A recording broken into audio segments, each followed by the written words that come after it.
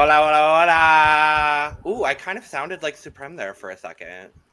I'm channeling the spirit of Supreme for a second. I don't know. But hola, hola, hola. Bienvenidos a The Cup, the Currently Unnamed Podcast, where we put the real and the tea in reality. And you can always come to us first to quench your thirst. I'm Logan Murphy. Say something gay.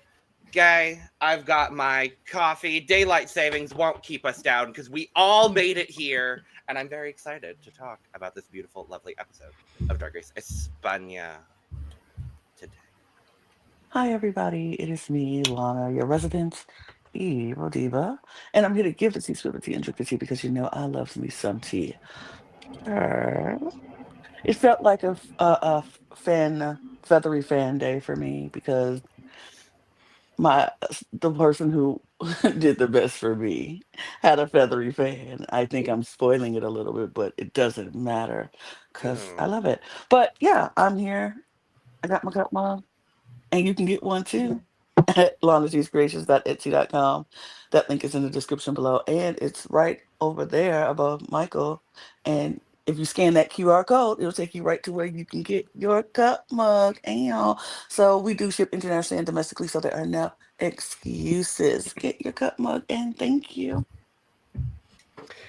Hi, y'all. I am Mike. I'm your buff bodybuilding correspondent down in Dallas, Texas. I put the him in himbo and the gay in video game. And I am living La Vida Lorca today. A lot of Lorca.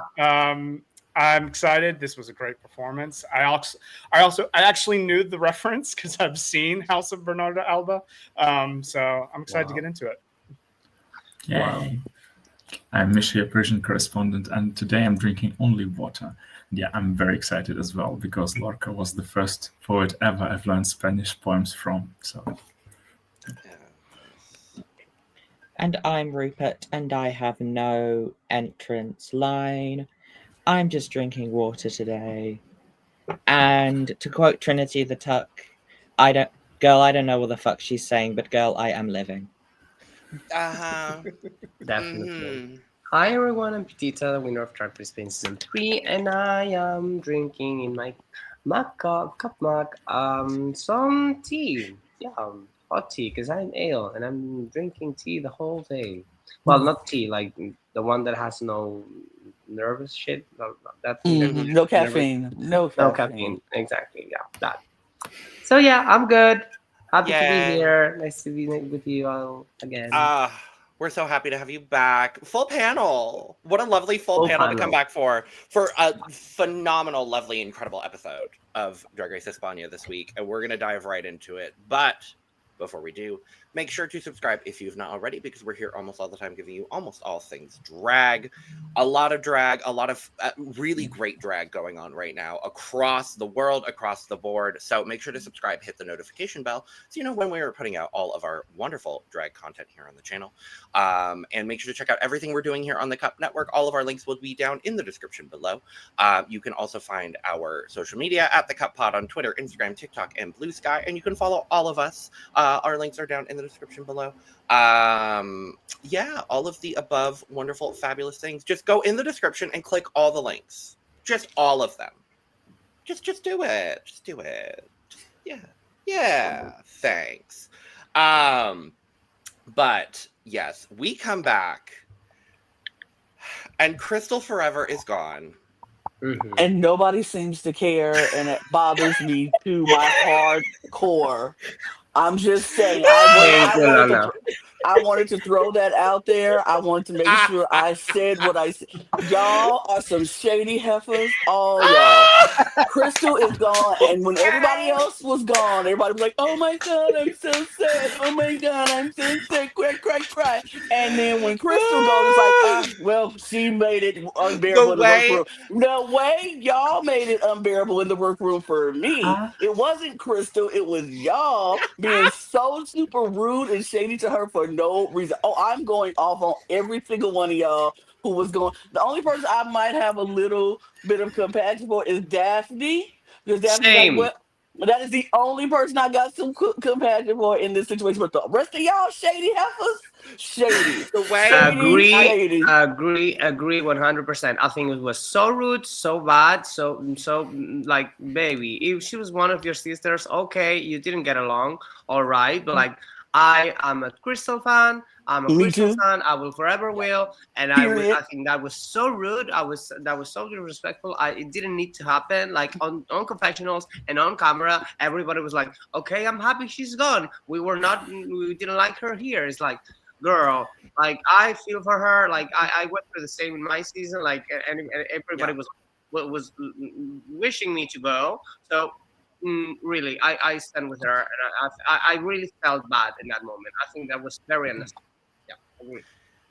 And like I understand to an extent. Like was Crystal the easiest person to get along with from what we saw on camera? No. And I'll admit that openly. It didn't seem like she was the easiest person to get along with. But I agree with you both. She is someone that you were in the competition with. She is a sister of yours. And at the end of the day, all of y'all are going to have to work with her at some point in the future because y'all know how Drag Race works. Y'all know that there are going to be parties after parties after viewings after, finales and premieres and this, that, the third, the fourth, the fifth, and the sixth. So you would think you would all want to, maybe be nice to her, but no, apparently not. And I also felt bad for Crystal. The part that I did think was a little funny, though, is immediately Margarita's just like, nope, I'm going to go no wig, and I'm just going to sit off in the side. And I was like, that is a little just like, I'm just like, it was a little sitting alone in the VIP. I was like, but otherwise I was like, y'all couldn't just save her go, and that's it. No, she did. They have to insult her one last time, and they had to make people know that they were not liking her one last time. Is it really necessary? She's already gone. Like, it's unfortunate. It's unfortunate. I wish that they could have expressed maybe in a more amicable way. Be like, look, it was a competition setting. We didn't get along, and I hope they can reconcile outside of that. I think somebody, I forget who said Crystal had kind of a guarded nature that rubbed people the wrong way. And I thought that was the most amicable way to have like a parting word. It's fine if you don't get along with someone in a competition. It's a stressful situation. I do think they kind of dogpiled because they all didn't get along with her. And now that she's out of the room, it's easy to, I see it on other shows. I see it on Big Brother. Once somebody's out of the room, it's easy to crap talk them behind their back. So. But here's my thing, though. Did Crystal create this hostile environment? Or was it, because I'm remembering back in early when Nick started this whole thing calling her old and saying she deserves the old part because she's just old. So, of course, if somebody did that to me, I'm not going to go through this competition like, oh, everything's fine. You're great. I love you. Everything's like, y'all created Crystal to put her guards up because y'all were not nice to her at the beginning. And so she had her guards up, and now you don't like it when she has her guards up when you made her put them up. So I don't understand how we go sit here and act like Crystal just came up in here guarded and was mean to everybody when y'all started being mean to her in the beginning. Like, I don't get it. And then want her to be like, oh no, everything's good. You expect her to be the bigger person when you weren't being the bigger person. So save that, miss me with all that. But whatever. Crystal, here on the cup, you are loved, my love. You are loved, I love, agree. love. Here with me. We love you. And y'all pissed me off in this episode. In that beginning, I was like, ooh. I think there's something to say about that, Lana. Last thing I'll say on Crystal here, like you can see in the early parts of the season, like Crystal was a name coming in. People knew who Crystal Forever was. They also knew who Satine Greco was, though, and it seemed like Satine got all the deference, and Crystal got a lot of the crap or shade thrown at her. And so I can understand when she has the response that she has. Do I wish she had that? No, because I think it took her mind out of the competition. I mean, she's a star, and I knew that she could easily go to the finale if she was not so thrown off her game. I wish she didn't react that way, but I can understand her position when she sees somebody who also has a big name like her get all this sort of praise and deference from the entire cast, and she gets nothing. She gets crumbs. Yeah. Get it. I still think it was, it's very fresh. That's why the thing was all the conflicts, and that's why the reaction was so overwhelmingly ding dong, the witch is dead. And also it was kind of the gold gift to the producers who said, oh, okay, there is like one mother queen Satine that everybody loves, and another like evil mother whom everybody hates. Like, let's put Serena Chacha times 3 on her. Like, everybody's gonna be like dancing and hugging when she's gone. But it was a bit. Too much at the same time. This has reminded me of something. I'm gonna tell you something quite juicy. You know that this actually made me like, I feel very identified with her. I think there is this sentiment of jealousy with people who rather do very good / are very well known, like Crystal. They have a very founded career and everything, and I feel very identified with her, like being one of the first one. I may have not been around all these many years, but like I don't know if you saw, but last Thursday I performed for Lady Gaga here in Barcelona. And I was the only Drag Race girl chosen among all the country to do that, which is such an accomplishment. I feel super proud and happy. And also correct, might I add, correct. Thank you so much. We love to see it. I have a very polished image. I can dance. I can be up for the job. Do you think any sisters of any franchise has come to me say congratulations? I'm happy for you. I'm super happy this happened to you. So it's sad because there's some other people who are way more popular, who are doing way smaller things, and then suddenly on the group is like, oh, congratulations. Everybody's just happy for them. Anyone. And it's sad because you could actually be happy for other people's success, but you don't, because you are jealous. And that's why big things sometimes don't happen to you. And I feel sad about that, because we should all have a different attitude among ourselves. Like, I would be happy for any sister that if something like that happens. And it's sad. Like, it's the same thing with Crystal. It's like I feel very disappointed, really, in like me in particular. Like, I've never done anything but to be helpful, to be kind, to help anyone, to help any queen who has come to Barcelona, help them in the gigs, go with them. Like, I've been nice and kind to every single queen on the show. And the fact that these things keep on happening and that people just will not be happy for you, because I don't know why. There were sisters in the party who were there and that I saw afterwards, and they were like, and I was like, did you like it? What and stuff, and they were like, what? And it was like, I performed for her. I was the only one. Like, it was 2 of us, one local girl and me. And she was like, no, I didn't even see that. And I was like, really? Oh, you didn't even realize I did that? Oh, really? And there was like other people who were just invited there, just on the next day, tweeting, I performed for Lady Gaga. I did that for Lady Gaga. I was like, baby, you were invited. You just nicked into the main floor, and maybe she saw you. Like, girl, I was there. I did a lot of rehearsals. I was paid. I was selected from the Lady Gaga team and YouTube from New York. Like, come on. And like, nobody is even talking about it, and nobody just doesn't even want to recognize it. And it's sad because it's a huge thing. If it happened to any other queen, everybody would still be talking about it. But as it's me, and everybody's like that. Well, can we acknowledge here? Oh my God, you performed for fucking Lady Gaga? Hello? Wow. Wham!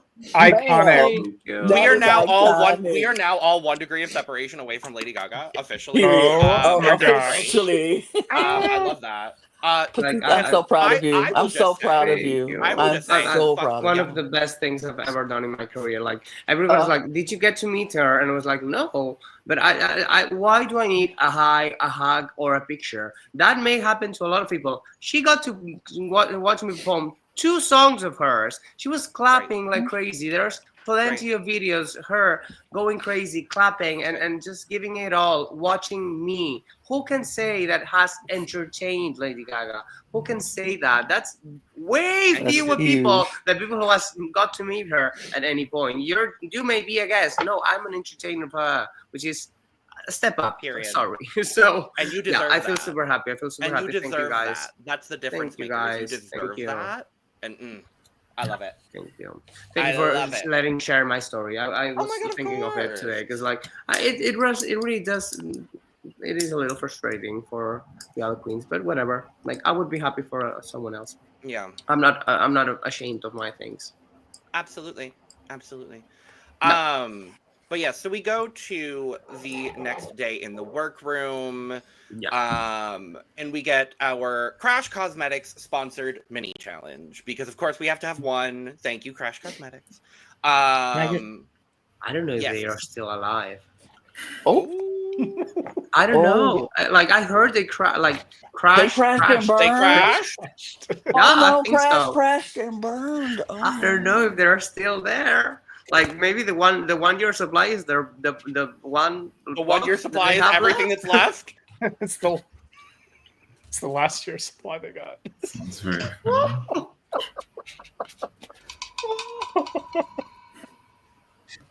Oh, I don't know. I have a lot of makeup though.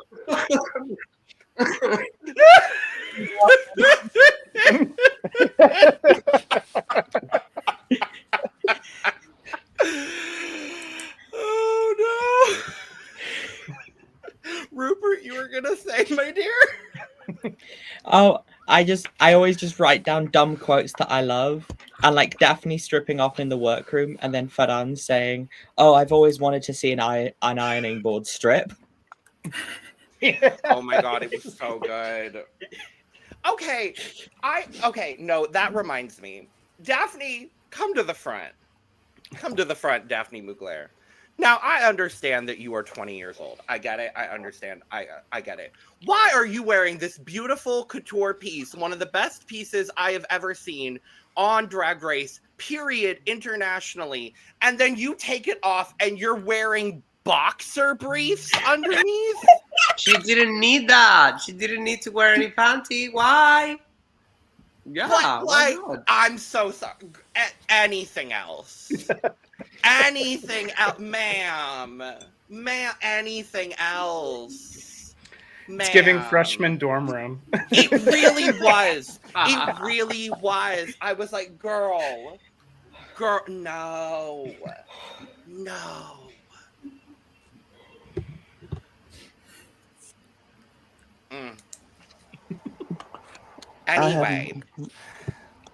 Anyway, now we get the mini challenge.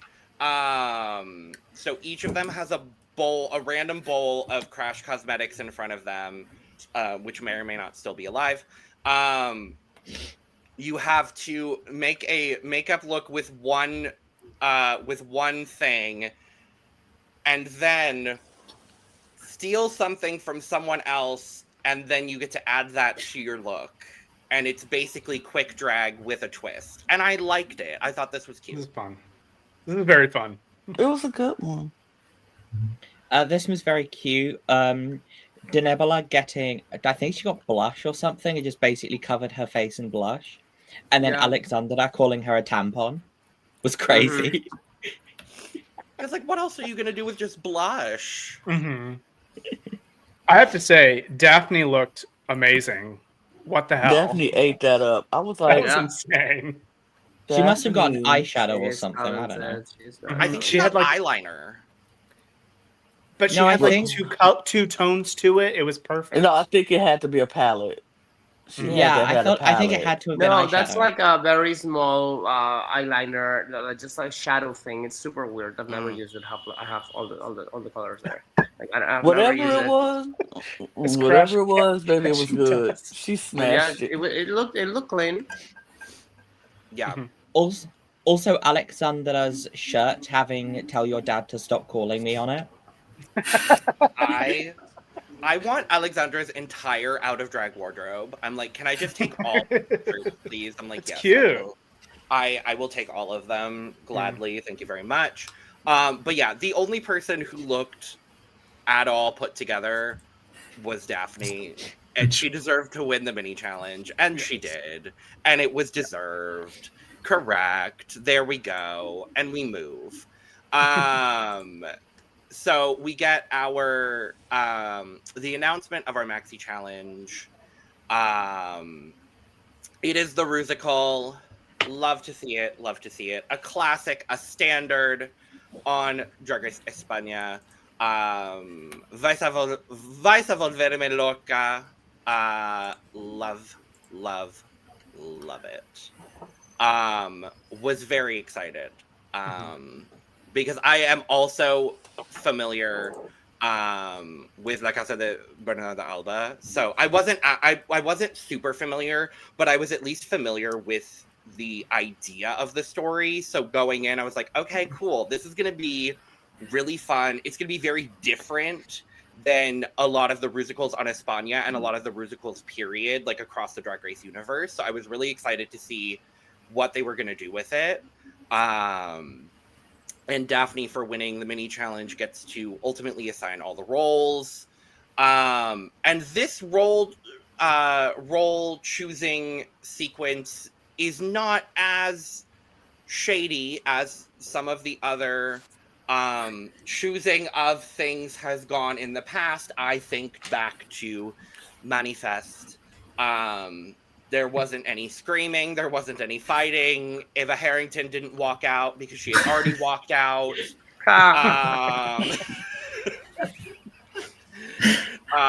Denebola wasn't, completely just shell-shocked this time, thankfully. Nyx was emotional, but that's Nyx. Yeah. I mean, so was Lorca by the end of it, though. Lorca was much more Lorca was very nonchalantly shady. I love this quality about her, but judges read for her nonchalance ultimately. This was very interesting because they already were all set, and she was like, "By the way, just to let you know, I'm so unhappy with my role," but it came off as like so bitchy and playful. It's very interesting. I mean, I feel bad. Go ahead. I feel bad for her because she listed like a couple of roles she was okay with, being like, I'm a team player if you need to move me around. And then she got none of them. She gave a long list and she got none of them. And that sucked to see. Where did we just see this happen? We just saw this on another franchise. I want to say it was UK 7.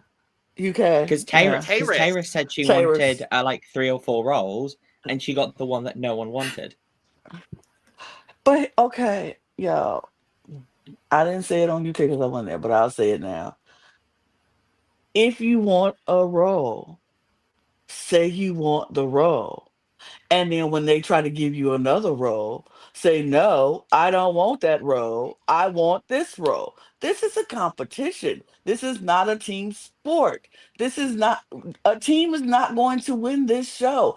And I'm that person. I'm very much a team player. I'm very much like, oh no, whatever makes the team happy, great, blah, blah, blah. In certain situations. But when it's a solo win and a competition I really want to win, and I want a role that's going to, I feel like I can shine the best in, I'm fighting for said role. And so you can't be like, oh, well, no, I'll take this role or this role or this role or this role. And then you get through the roles and you don't get any of the ones you picked. And then you're like, oh, well, sure, fine, whatever, it's fine. You can have that. And then you want to turn around and say, but I'm very sad, upset, and I'm hurt and upset that I didn't get the role that I wanted. Any role this is a competition, baby girl. If you want the role, you have to say you want the role. And then you can't be mad about it. I said that about Taylor's. I'm like, you said you're fine. When they said, well, you can get this role, and you're like, it's fine. Even when the person's like, well, you can have it. No, it's fine. It's okay. Baby, I would have been like, thank you, because that's the role I wanted. When she offered it to me, I would have been like, okay, thank you. I will take it. Like, don't let people offer you something, you turn it down, and then get mad that you turned it down. You have to either adapt and say, okay, well, this isn't the role I wanted, but I'm about to make the best of it. I'm about to show y'all I can adapt in any role, or you know your weakness and you like, I can't adapt in any role. That's not who I am. So I need to get the role that I feel the best, most comfortable in. So when she said, you can have this one if you want to. Thank you. Right. I'll take it. I'll take it. You have to fight for yourself, y'all. Don't be so. I'm a team player. This is not a team sport. This is not football, basketball, or soccer, honey. This is your drag race, and this is one person going to win. Fight for what you want. Period.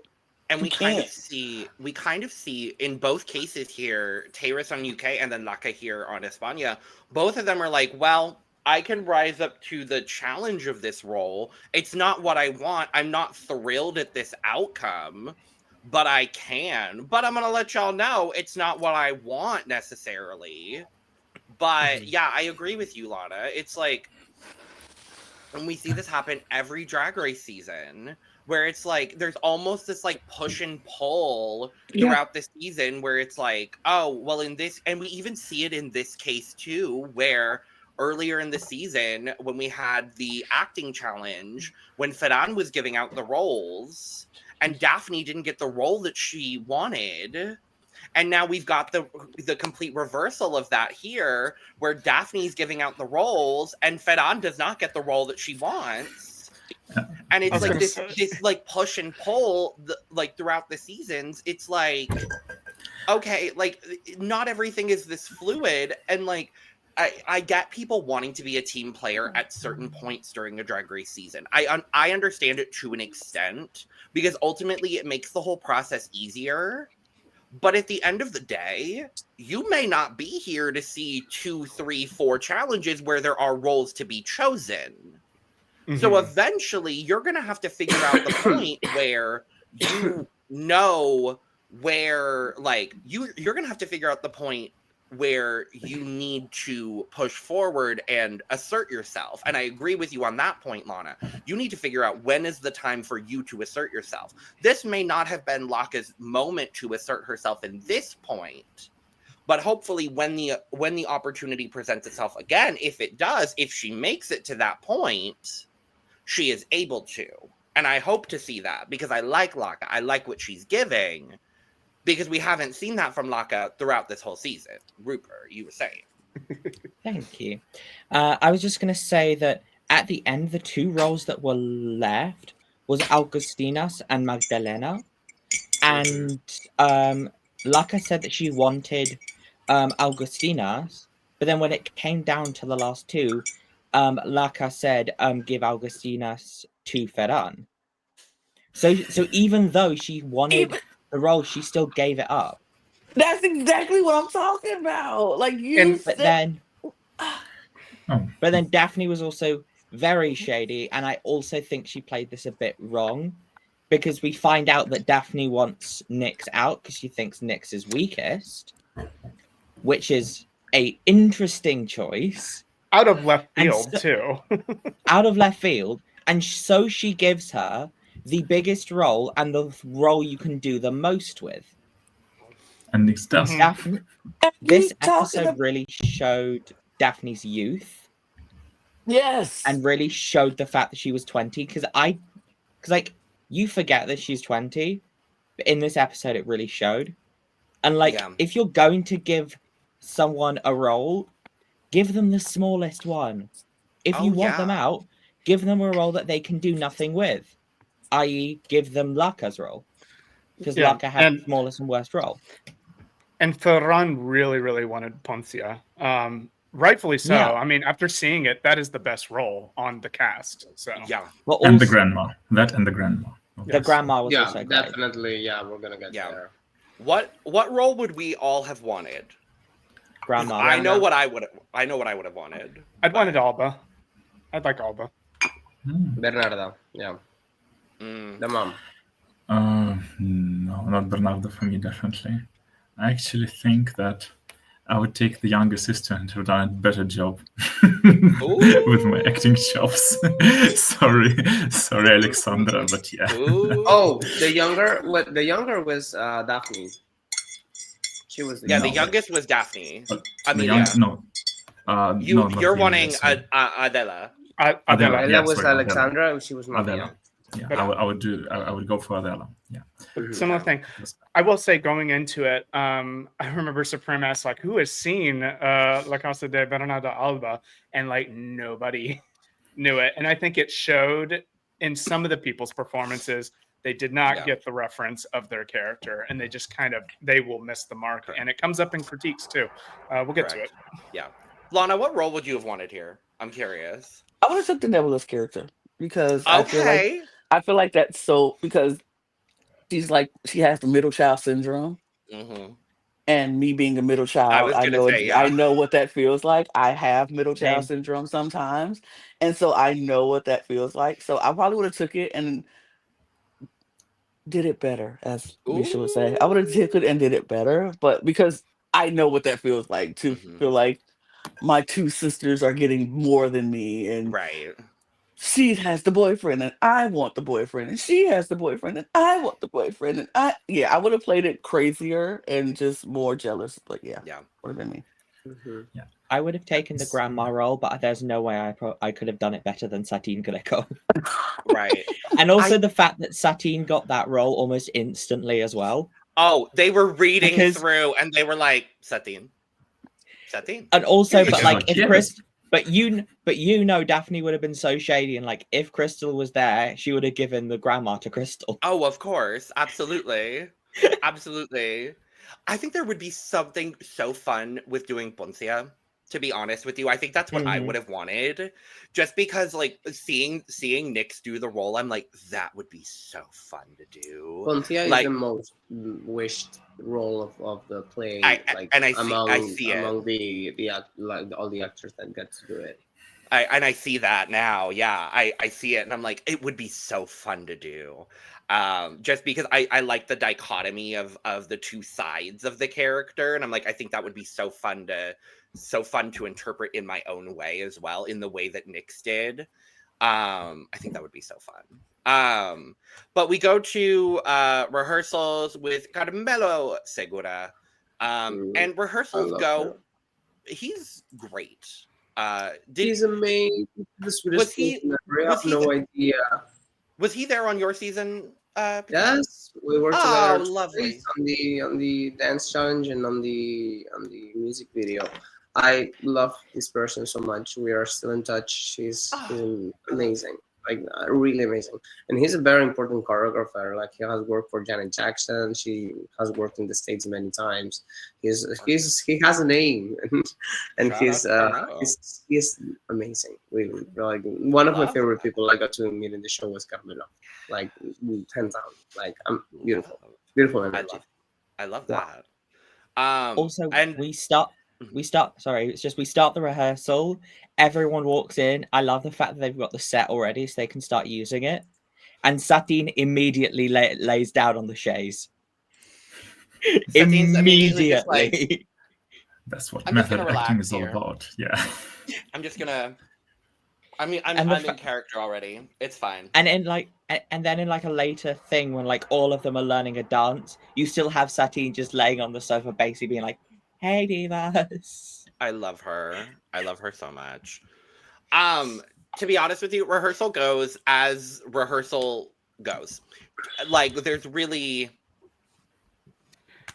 there's this misdirect about Nyx struggling with the choreo, and it doesn't amount to anything. No. We all know how that term. Like, you will know how that works. You see someone struggling on the rehearsal. Oh, what a surprise! She actually will do very good. We've all watched hundreds of episodes of Drag Race. We know how this goes. Sure, whatever. Well, I don't remember actually her doing the choreography on the number though. Like when they really did the musical, I don't remember her dancing. Like I was not looking, but like I don't know if she did it. Did anyone see that? Did anyone? There was a little bit. She saw her doing it. Huh? She had some. It was clean. Okay. It was clean. It was well Here's done. my thing. I'm still so confused. That's why Daphne thought Nyx was gonna be the worst when she was the second best in the last acting challenge. Like I don't understand that what this whole purpose about. We're gonna give Nyx this huge role. Yeah, that strategy did not work. And then we're going to, Watch see Nick struggling with the choreography during the rehearsal, and we're supposed to make me believe that she's going to be the absolute worst in this performance. It doesn't make sense. Never adds up. And I was just like, watch her sit here and kill this. Watch all the stuff that they were talking about that we saw in the preview last week. Watch all that praise that they were showering upon somebody be on Nyx. Because this is very obvious and blatant what y'all trying to do with this edit. And I'm not buying it. I'm just not. I watched the whole thing and I was sitting there the whole time just like, I'm not buying this. I'm not buying this. Especially after we see it in Lana's role, that was a big nothing. No musical number, no nothing. And I'm like, why didn't you give Nyx that role if you really wanted her to fail? So Exactly. And yeah, I mean, but from a directorial point of view, it was a very good move. I think the only thing that was like Daphne's train of thought was, okay, she like kind of bombed Snatch Game. I mean, Nyx kind of, not really. And yeah, she was in her head for the past couple of weeks. And then we see before the rehearsal that Nyx has the dialogue with Margarita. And Nyx is still kind of in her head because, well, I didn't get the role I wanted. And Margarita was like, girl, we were in the top 3 on the last action challenge. She said literally what Lana just told us to her, and then Nyx is like, oof, yeah, I'm in the game, like I have my head cleared, so that was good. I mean, yeah, it was very, very stupid of Daphne, but like if you really think someone is weak, why do you care about that person? Like, try to sabotage someone who you think is strong. Right. Like, if you think that person is weak, she will get eliminated eventually and will have nothing to do with you. Like, just don't think of that, people. Like, go fight the people that may take you out because they are bigger, or you think they may be bigger than you, right? Exactly. Pull a Pangina heels. Exactly. And then hopefully survive. Fight for your life! Funnily enough, after this episode, Nyx might be bigger than Daphne in the competition standing. Who knows? Well, now, Daphne is doing the best out of everyone, I think. Track record wise, one of the best. Yeah, because she has been very consistent. She's like one of the few queens that hasn't placed in the bottom still my 3 favorite. yet. Yeah, she's good. I can tell you, track record wise, based on points, Daphne does have the most points in the competition. Exactly. So yes. But also, these track records are like from a Drag Race simulator. Oh my god! Everybody uses the same. Up, down, up, down, up, down. Everybody use the same. So many people are like up, down, up, down, up. It's such an interesting season to look at track record wise. It's very it's fun. Also, Satine is currently pulling a Brooklyn Heights and hasn't been safe once.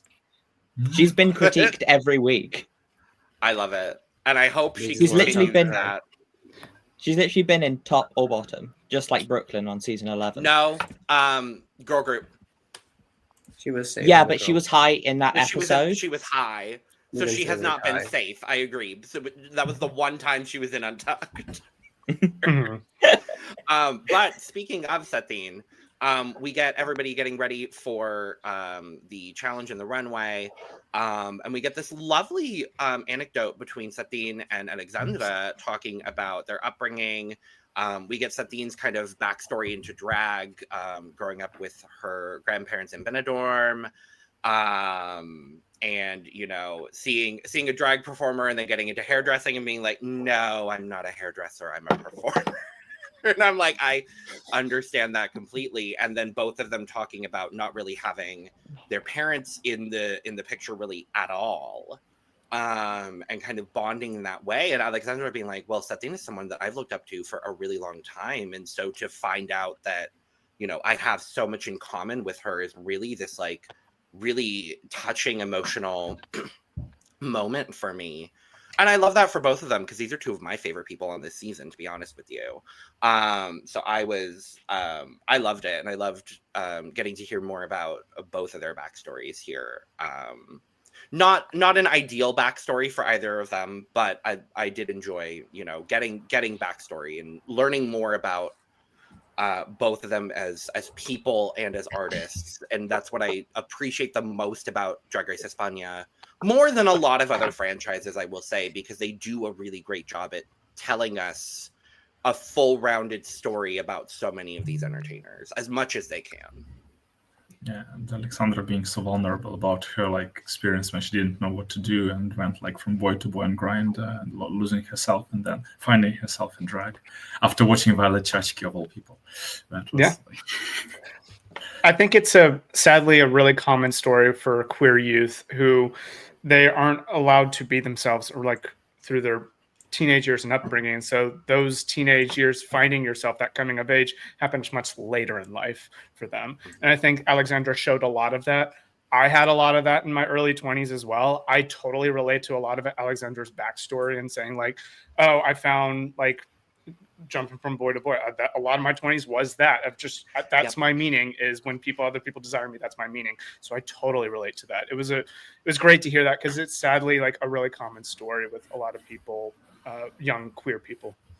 Mm-hmm. Yeah, I absolutely agree with that as well. It's unfortunately part of my story as well, is you kind of attach yourself to wanting to be seen, wanting to be recognized in that way, and that's not a healthy way to be living. And so it's really not, it's not an ideal scenario, especially, you know, for me, I grew up very like sheltered and very like not the most queer in the world. So going to college and then like immediately like bursting into this like queer world, like it was a lot all at once. And so many different things were going on. So I agree with you, Mike. I really resonated a lot with what she was talking about and wanting that like that recognition.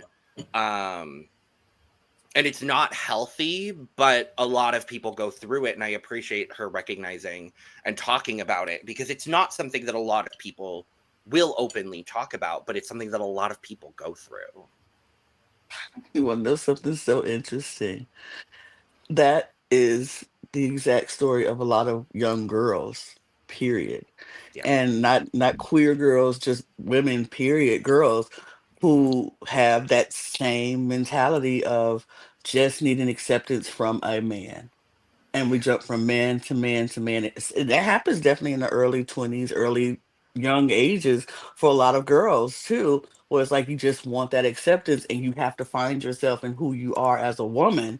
And it takes doing that sometimes to get to that point and be like, oh, this is who I am.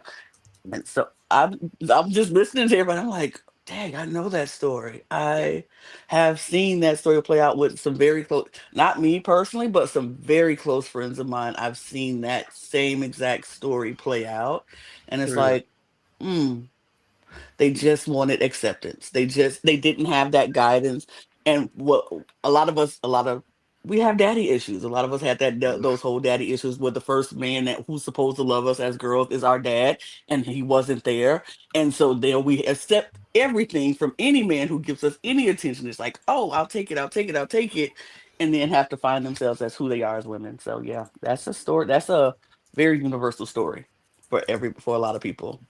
Yeah, I think it's maybe on very high percentage of every queer child. Like same thing with me. Like I think almost everyone has gone through that. Lucky those who haven't. Like there's thank God very very incredible parents out there, but sadly that's not the majority. Absolutely. Moral of the story: men suck. Like I got one conclusion many years ago. It was like all the problems in the world have been caused by men, white straight men. Correct. All the problems in the world are their fault. Yep. Straight, white, and men. Correct. I will. Yeah, we can trace it all back to them. Correct. Absolutely. Well, it's like that. Well, Julie. Goodness. Well, Julie. I think then we go right to the runway. I think on that note, I think it's time to go to the runway. I mean, that's a perfect segue to the runway. White straight men suck. Runway. Runway.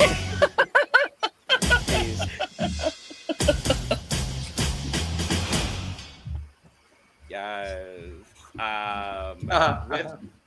With our lovely guest judge, Dani. Everyone got the memo today except for Ambrosi. was not in the group text. Ambrosi was not in the group text today. Ambrosi didn't get the memo. He tried and didn't. But It's so cute what he's wearing. I mean, he looks good. It's a shirt over. It's like a string shirt on top of a shirt with the same fabric. It's very cute. Yeah. Mm. But let's talk about Supreme the Fabergé egg. Best look ever. Best look this season for her. I would agree. Until she took it off. I would agree. I said, well, Supreme, I'm about to give you your props. Supreme, you look so... Oh, she took it off. Never mind. I like that it's cohesive. I feel like a lot of other looks, like there's like a wig or something that's just non-cohesive. We're losing Logan. Oh my gosh. It's so great. It's so great this way. It's so great this way. She should have left this alone. It should have stayed the entire time. But then she's sitting down. And it's like, oh, well. I Sure. wonder why. Because she doesn't like to be uncomfortable. Beauty is pain. Beauty is pain. And you're supposed to And sit dumb there is and forever. stand it. Yeah. That's right. But everybody else looks great. Anna, this wig is... Oh. Oh, that's the This highlight is of the tea. judge panel. That wig. the wig is That wig. tea. This is probably my favorite Calvo's look the entire season, to be honest with you. I like Harry. This blood. Oh yeah, something. Calvo looks good. Yeah, Calvo looks good. terracotta pie. Calvo's Yeah. been feeling his oats this season. He's really When been does he showing not? himself I mean, off. as he should. When does he not, though, to be honest? When you got it, flaunt it. If Calvo could walk out in, like, absolutely no clothing every single week, he would. Could walk out in a And I fucking would thank diaper. him. I know that feeling. We know you do, honey. We know you do. I never have anything nice to say about those boys. Yeah, we know you do, Lana. I don't care for them that much, but that's just I me know. personally. But Anyway, Vais. Vais a Volverme, Lorca, our Rusical, beautiful, lovely, stunning, wonderful women, people, lovely, fabulous, stunning, gorgeous. Overall, what a phenomenal Rusical. What It's a 8 great people, right? Yeah. Yes. Mhm. 8 people plus dancers. Do you think so? No. I thought so. it was I alright. liked it. Bettina, what did you think? I don't think it was. I think our Rusical season 2 Rusical and last week's Rusical were kind of better, my opinion. I That's fair. don't like besides Satine as a grandma. I don't remember like there was no laughs or just special like Daphne. I really liked, but like yeah, and some of the faces that like Nyx was doing, but like more than that, it was just meh. I didn't give me that much. Sorry. Yeah, just I didn't feel it that good this time. Like I know agree the with text, Pitita. but no, I just didn't. Nothing like super remarkable that you can remember. Like the text was not that out of the original story. Like nothing happened. It just was very fast. Like there was no backstory or I don't know. It's just I expected more. Yeah, I got a little short for me. Like there was like nothing special to it. I think for me, the source material is very dark and drab. It's a very serious play. It's a very dark play that it's based on. It's hard to make that really funny. So But if it was super crazy, like super crazy things happened, like that would make it very drag and like kind of more memorable. I think like it was very stick to the original thing, and nobody did nothing much more. Like we have one whorish character. We have the mom is the mom. Everybody was themselves. Like it was not a little twist. I would have appreciated. I agree. I didn't find it that great. I thought it was moments that was fun. Yeah, it was fine. Setting was fun. Setting was the best part about this play to me. True. Everything else, I was like, okay, cool. This is cool. This is okay. This part I don't get, but I get okay, cool. Like it was very spotty for me. It was fine though. I appreciated it, but I wasn't like falling out loud. Like I've seen better musicals where I'm like, oh, either I'm laughing hysterically or I'm crying. Last week, UK, for example. Yes, I thought Yeah, it was so funny. I thought Everybody it was did hilarious. amazing. All the Yeah. characters Yes, were like, it was wow, hilarious, and then at moments I had to skip because I found it so painful. I mean, I've the talked enough bestiality about of it in all other was crazy. podcasts of the strange Yeah, the bestiality fetish in that Yeah, the musical. bestiality of it all was a little crazy, but I thought it was still funny. But like, either I want my musical to make me laugh hysterically or cry hysterically. Like I need to be sobbing like profusely. And then this one, I was just like, hmm. Hmm. And so that's just me. It kind of wanted to be a foot in both, like the serious and the funny, and it's hard to do both so well. I think the only time I've seen that was at the Hunchback Rusical, and that was it's genius. both funny, One of but the it best also made me episodes. cry that by was the end that- of it. France. So France too. Yeah. Prince That was too. so good. with Kiona. That is yeah, the I best remember that. musical of all time. To That me. was one of the best That was ones to me good. ever. That Like was that's very still good. my favorite musical. it made me laugh. It made me cry. It's hard to do both. Stick to one or stick to the other. So I feel that. There were a few little details that I loved in this musical. Like, I love the fact that Denebola's character, she had like the Lydia Dietz bangs. Mm-hmm. That was so cute. The fact that Margarita, she kept like pulling pieces of hair out of her wig out of stress was funny. Nick's having a little like Lord Farquaad mixed with Gail Weathers' bang from Scream 3. I loved it so much. oh my god. Like it also- just. Also, my favorite line of this entire play, I can remember it, but I'm going to paraphrase it a little bit. But it's like before Daphne's like emotional song, and it was like, we should leave because even though we're in this giant house, for some reason we're always in this one room. One room. Yeah. That was funny. That was funny. That was my favorite part. I think what I liked the most was the writing, because there were these like moments where it was so self-aware. Yes. And I liked the writing of it, at least, because of those moments where it was like, yes, we should leave because we've been in this one room.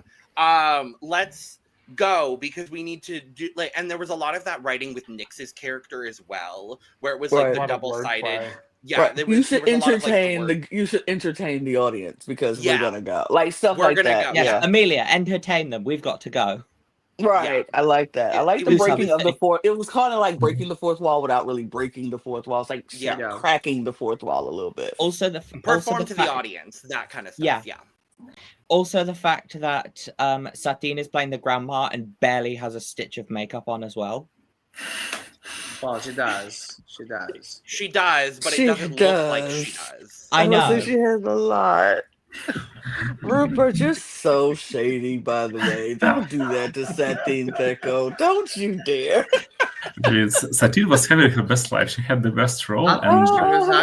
She was living the best life.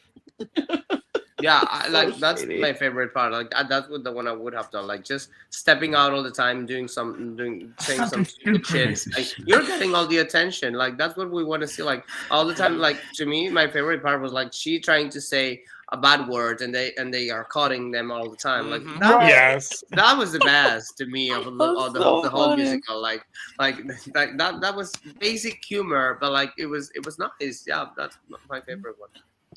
Yeah, also. I think.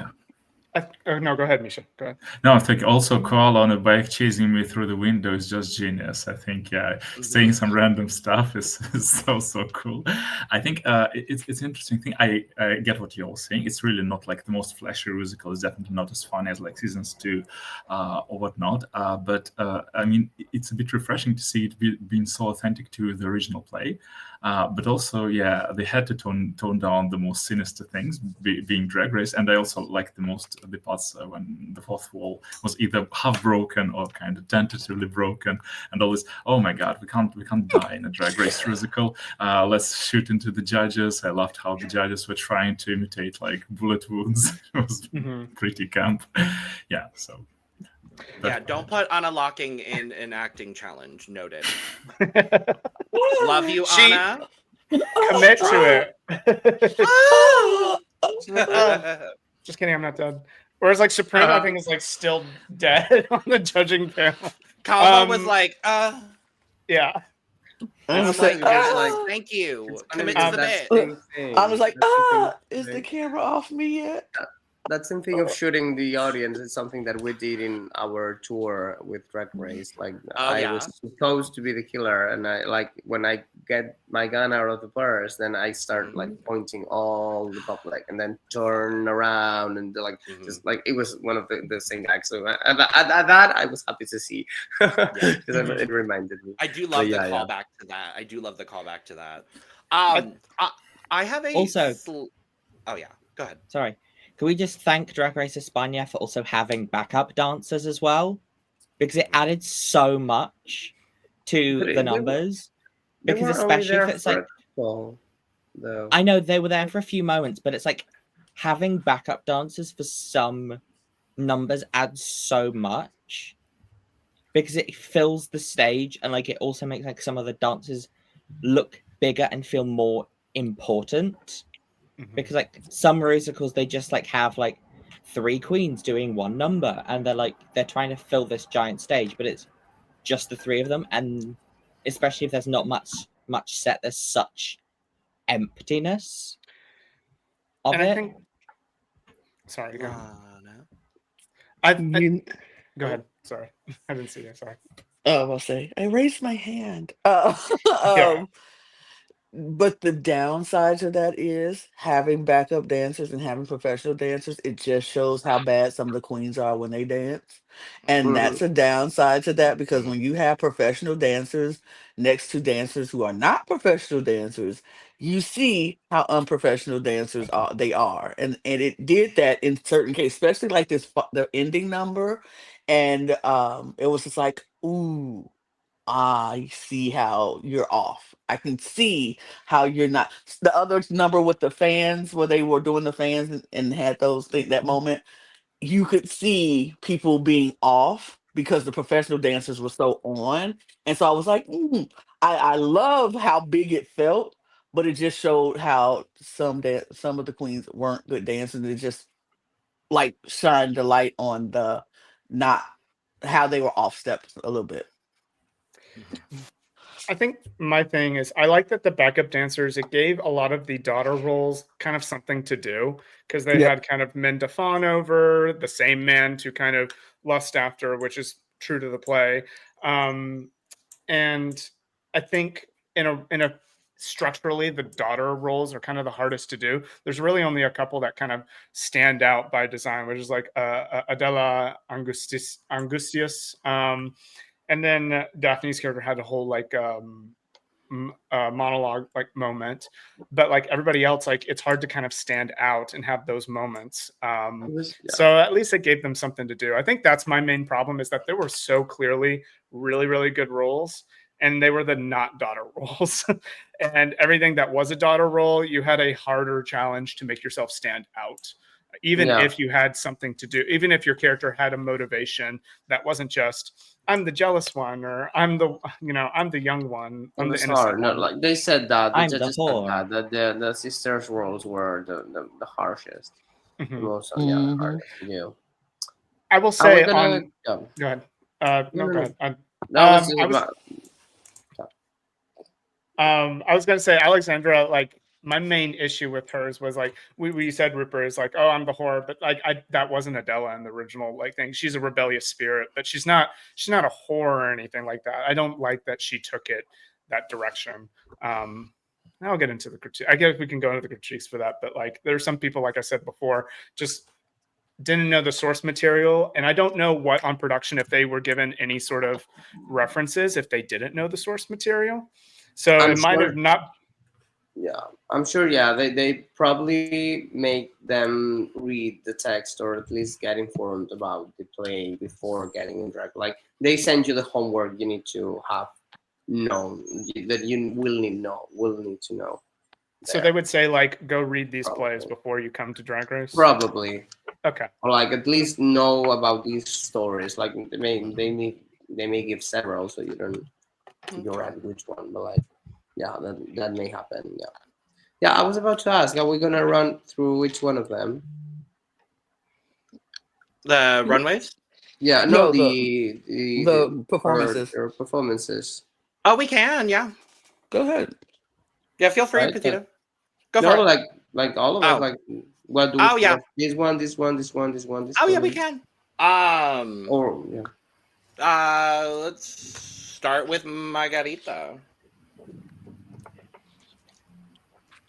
I loved Margarita's performance. I thought I really did like her performance. I thought she commanded the stage when she came out.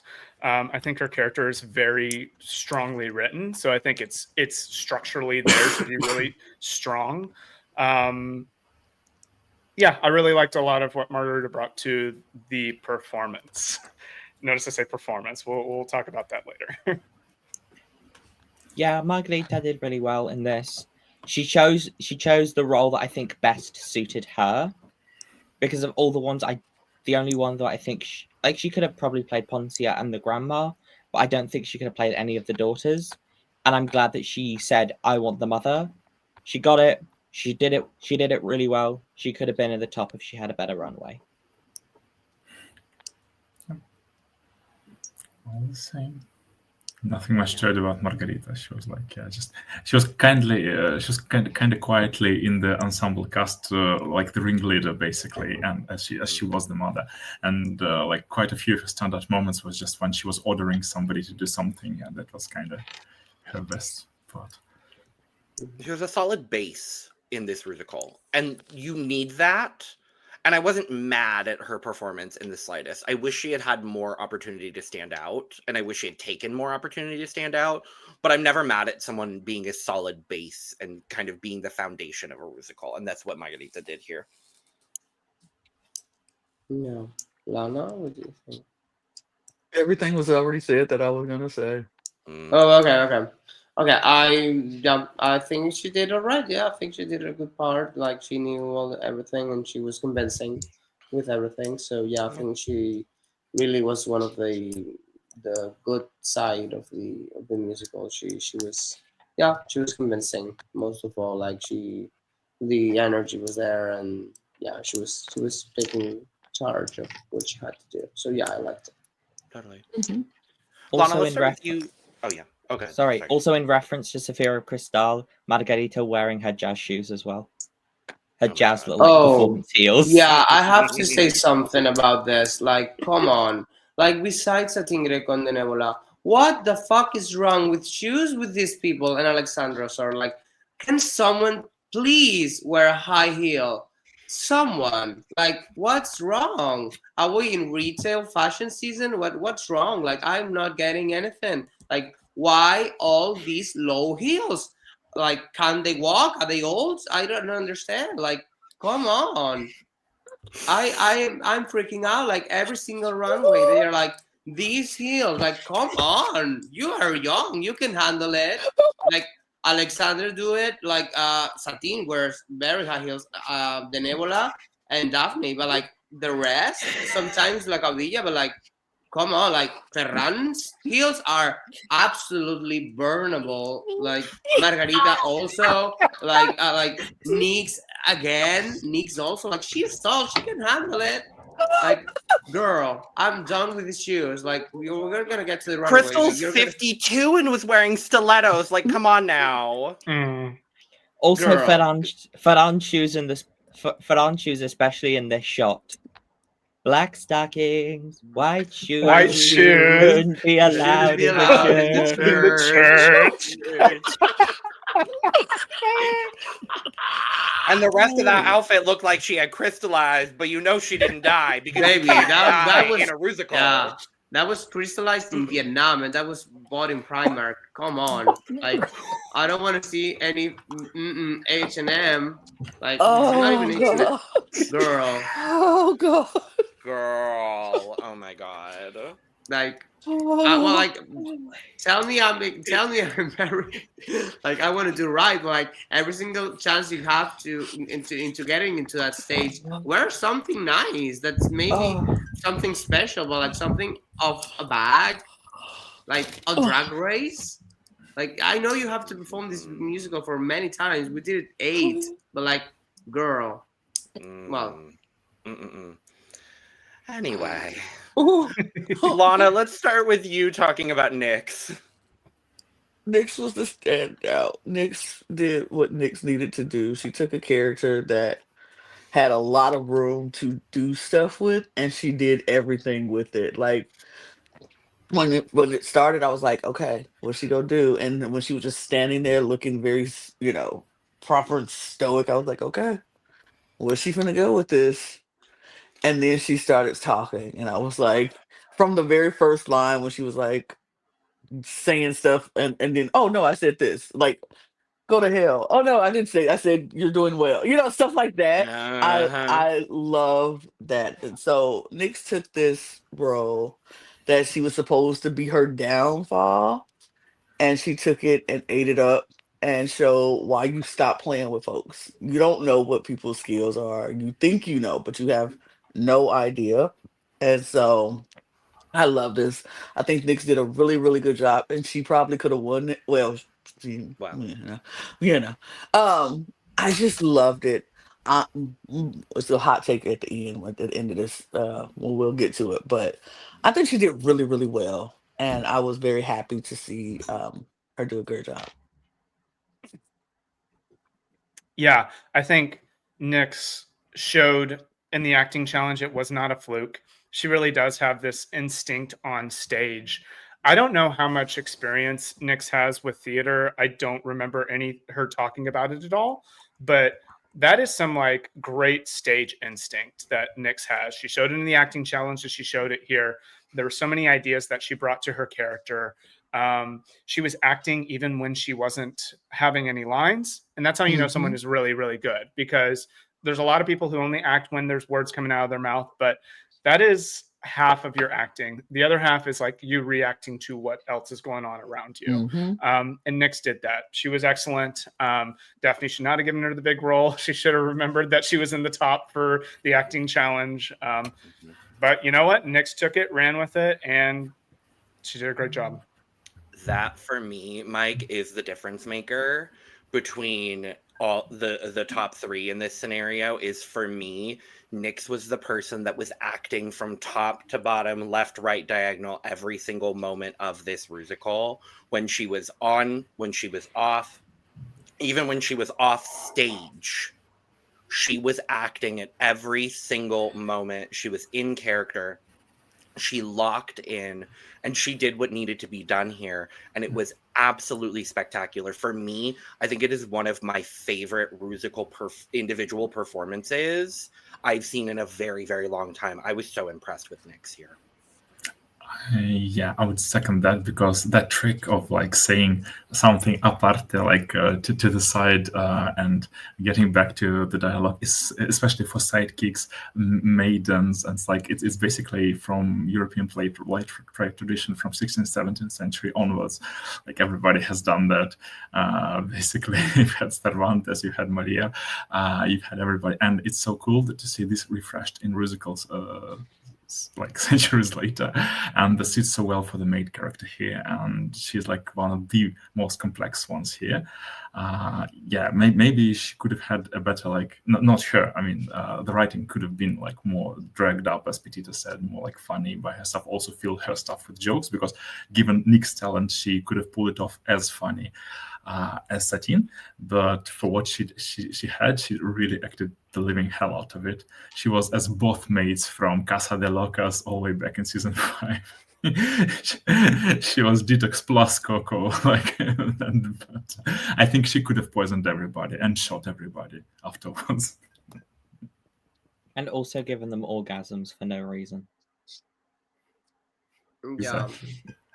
Forgot. I think she was one of the top 3. I'd say, like, if I had to like put them in order, she would be my 3rd favorite. Like, I loved when she was about to dance or something, how she was like that weird thing. I loved. But like when she was delivering the sentences, I was not 100% biased of the security she has. Like, I saw her touching a little bit. Like, she was not like a 10. She was very good. She had nice approaches to the character, but she was not like perfection. Like, she was a little far from that. Like, but she still was one of the best. Like, what I most appreciate is the characterization, like the makeup and the like, and how she played with that, like, and how it's like all the time. Like, that I love the faces. Like, she knows how to get some faces, and that's something I appreciate a lot because I do the same. But like, yeah, I really like her performance. Yeah. And I'm going to throw it back to you, Pitita, to talk about someone else who did really well, Satine. I mean, we've kind of already touched on Satine a lot, but she did incredibly here. Yeah, she was my favorite. I think she had the best text, and she was absolutely like selling it, because she was like, oh, but I'm like this, and no, and I'm like that, no, and I'm like this, like this crazy woman. Like, you could like 100% believe that. Like, and how she was moving all around. He had to change costumes all the time. She was absolutely convincible. Like, I really thought, like, to me, that was the best performance among all of them. Like, that's the one I would have wanted. That's the one that I would remember from this musical. I think this, yeah, she was my standout. Like, she did very, very, very good. If this was an American Rusical, like, RuPaul would have been howling at Satine and probably would have given Satine the win if this was if this was in US and UK. And Satine did do very, very well. You did skip me for Nyx, so I'm going to talk about her as well here. But I do think, like, Nyx held herself really well and was like, because Nyx also saw through what Daphne was trying to do and knew that Daphne was trying to set her up. And she was like, okay, fuck you, I'm going to do this. And like, when you set someone up to fail, they can either remain in their head and fail, or they can say, no, I want to prove you wrong. I want to show you why you made a mistake. And she did that. The fact that she had like her hands like this, just like Margarita did, almost being her shadow as well. Like the tiny little wig as well. Nyx did a really good job. I loved Satine as well. She was in character the moment she got the role. And the moment that Daphne basically said when going through the script, that is Satine's role. Satine knew what she had to do. She knew how to play this character, and she played it so well.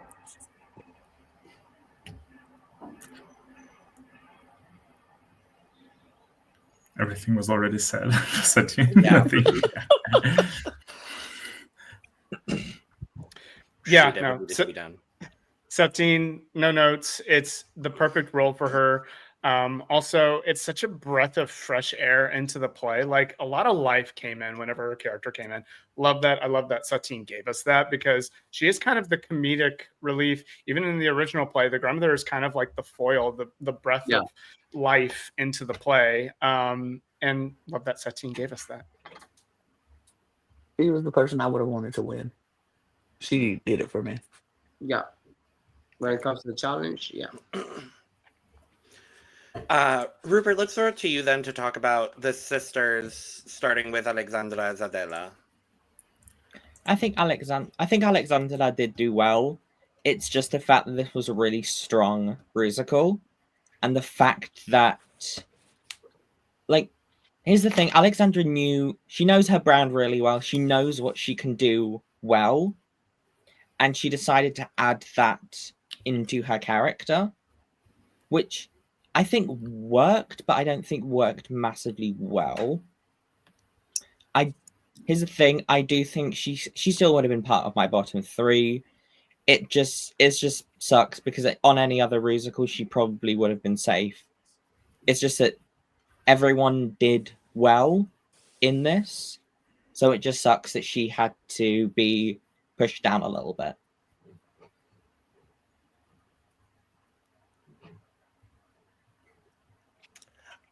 I will counter that with a potentially hot take.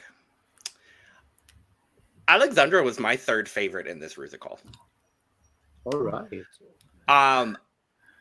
Of the people in this Rusical, like for me, it was Satine and Nyx were my 2 favorites.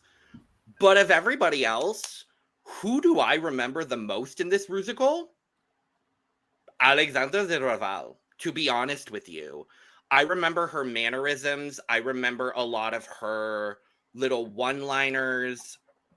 I understand that it's not as true to the original character as a lot of the other characterizations were, and I do recognize that. But I think even in doing that, a lot of the other characters kind of blended together in a way. Like I don't remember a lot of the very specific mannerisms that a lot of them had. I remember a lot of what Alexandra did. And for me, it stood out to me, and I really enjoyed, especially at the end when she dies, she stays in that dead character so well. And I thought she really committed really strongly. For me, I wouldn't have had her anywhere near the bottom. I see why she was, given that the judging was so specific to the original source material. So I do recognize that. But for my specific viewing of this, to be honest, I wouldn't have had her anywhere near the bottom. I really enjoyed what Alexandra did. Okay, I'm gonna be devil's advocate for that take. I think I felt very one-note performance from Alexandra for me. I think that you want to summarize your character into one character trait, which is a good idea, but she went for like lascivious, very, very slutty, very hoary kind of character. And that's just not the character. The character is more of a free spirit. Sex does come into it in the original text. Like they said that during the course of the play, if you don't know, she's a virgin, and then she has an affair with a local boy. And that's when the mom grabs the gun to go after the boy. So that's what happens in the original play. So I think being more rebellious, I'm going to be honest, I thought Daphne's characterization was closer to Adela than Alexandra's of Adela. So I understand what you're saying, Logan, like it was more memorable. I guess it is sort of like, what do you look for when you look for these things? Yeah. And for me, it was so easy just to go for like, I'm going to be slutty. Like my character's going to be slutty. That's really easy for me to do. And that's what Alexandra can put off that aesthetic very well. It didn't fit for me. And I think it was kind of a missed opportunity. So that's where I stand on Alexandra. And I totally see that for sure. It's just for me in the memorability department, she was one that I think did really well with that. But based on the source material, I do agree with you. And that's what the judges were going off of in this case. So I understand why she was in the bottom too. But for my specific viewing, it was a different experience. I'll be honest. I don't remember nothing she did. I don't remember nothing she did besides dying at the end. I was like, dying, yeah. That literally is all I remember from what she did in this play, was dying at the end and then not looking that convincing as a dead person, and then got back up and started dancing. I was like, I didn't remember what she did. I didn't remember. Honestly, let's be for real. All these sisters roles, I didn't remember what they did until the only person who had a memorable sister role was Daphne, and that's because she had that big monologue in the middle of the dance, and it's all. Everybody else just faded. Everybody else just all mashed together for me. I don't have to talk about none of the sisters from this point on. This is going to be my take on all the sisters. All of them were unmemorable. All of them deserve to be in the bottom. All of them were like it should have been 4 people in the bottom. I honestly, except Daphne. Like all of them should have been in the bottom, because honestly, this whole part, the sisters' roles were all so mashed together and so blended. I couldn't tell them apart. I love the Nebula. If she ain't have on that blue wig and that makeup, I wouldn't be able to tell her from the next sister. All of them had the same exact thing. They all felt like they came together, and it was no difference in like characteristics or whatever. I know they're supposed to be slutty. One's supposed to be slutty. One's supposed to be a virgin. One's supposed to be jealous. I didn't see any of that. I didn't see any of those characteristics from anybody. So all four of them, except Daphne, should have been in the bottom because all of their roles mashed together. And the only thing that saved Daphne is because she had a song and she got to dance by herself and she got to do her thing. But if she didn't have that, she would have been in the bottom too. Like all of them could have been in the bottom because all their roles just, and I don't know if that's just the way they were acting or if that was the writing. I don't know, but all of the roles just, it had no characteristics, no difference in characteristics. So for me, all the sisters roles, blah, blah, blah, and blah, and they all could have been in the bottom for my sake. And that's all I have to say about every last one. So don't ask me about none of the rest of the sisters because all of them. 5 sisters for the price of 1. I guess from here on out, Lana set the precedent. We can all kind of just like talk about all the sisters together if we really want to. That's what I'm saying. I'll do that. That's fine with me. Save some time here. We don't have to go through them all individually. I'll do that. I'll do that. Yeah, that's fine. Feel free. Yeah, go for it, Micha. So here's the thing, La Casa de Bernardo, as Mike said already, is kind of play where you take quite a lot of time to expose every of 5 sisters, and we have 5 of them. So in this case, I would actually blame the writers because they really kind of meshed them all together, except for Daphne's part, and almost none of them had a very standout moment.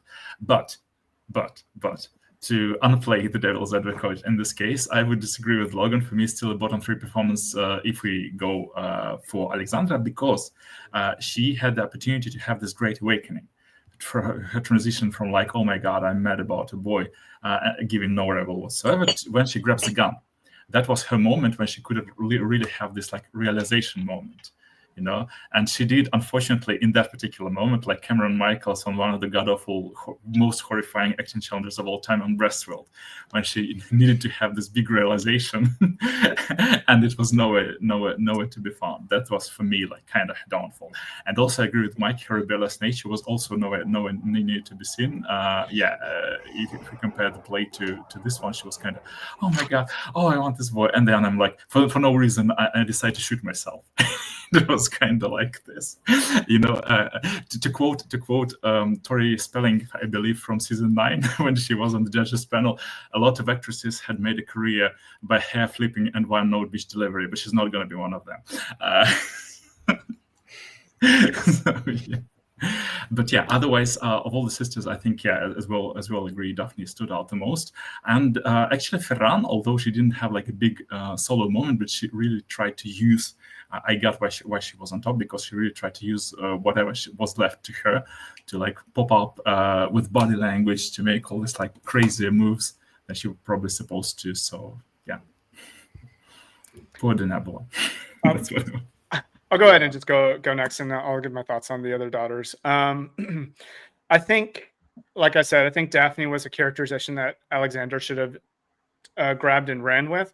I'm glad that Daphne did what she could, because she made her character stand out more in a way that Alexandra just kind of let slip through her fingers. As far as like Ferran's, that character is from the play, the sister who gets the rich inheritance over everybody else.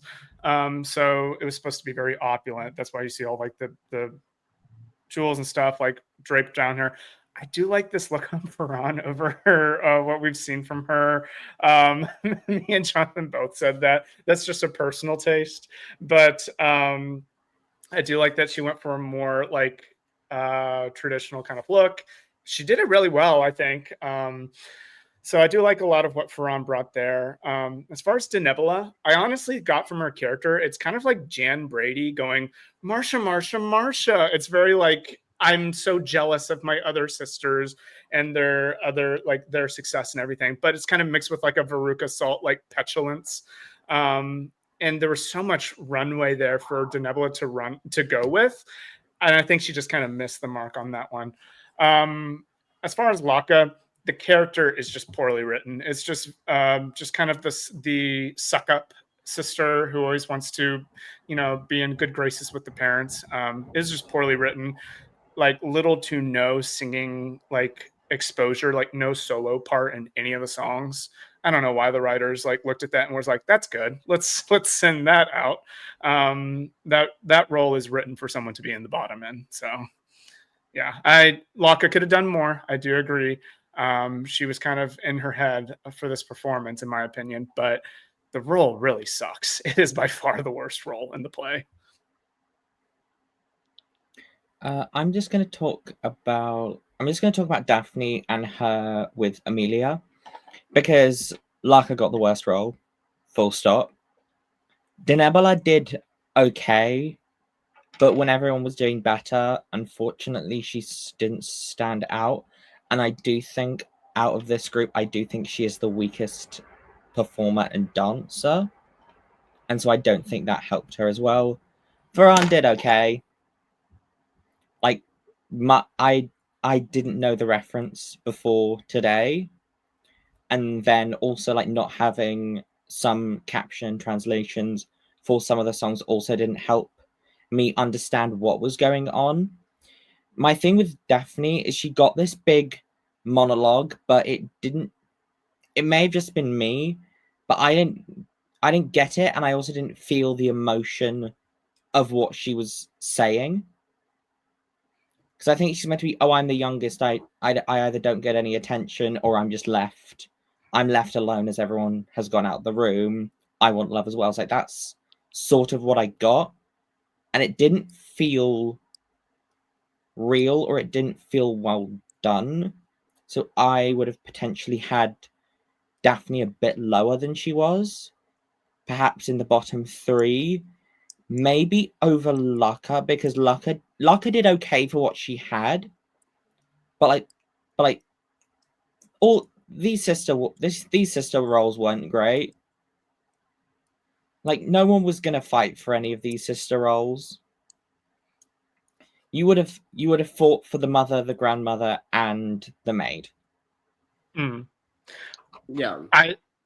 Just one quick note. I was going to say that about Daphne's role too. She had this ballad, and she was kind of dancing around like it was a more upbeat song. And I understand that's the ballet side of her. She wants to show what she has, but that was not the song to be running around the stage in. It was like something to kind of park and bark your song. So I agree with you on that. I will agree on Lana that all the sisters were very forgettable. Yeah, Alexandra, I agree. I will. If I remember anything, it will be the thing that when she kills herself. Margarita got the worst part, definitely, and she sorry, but like she gave nothing. Like, didn't you see the same person on the acting challenge? Like, there was no accent, no proposal in the end of something different for that specific character.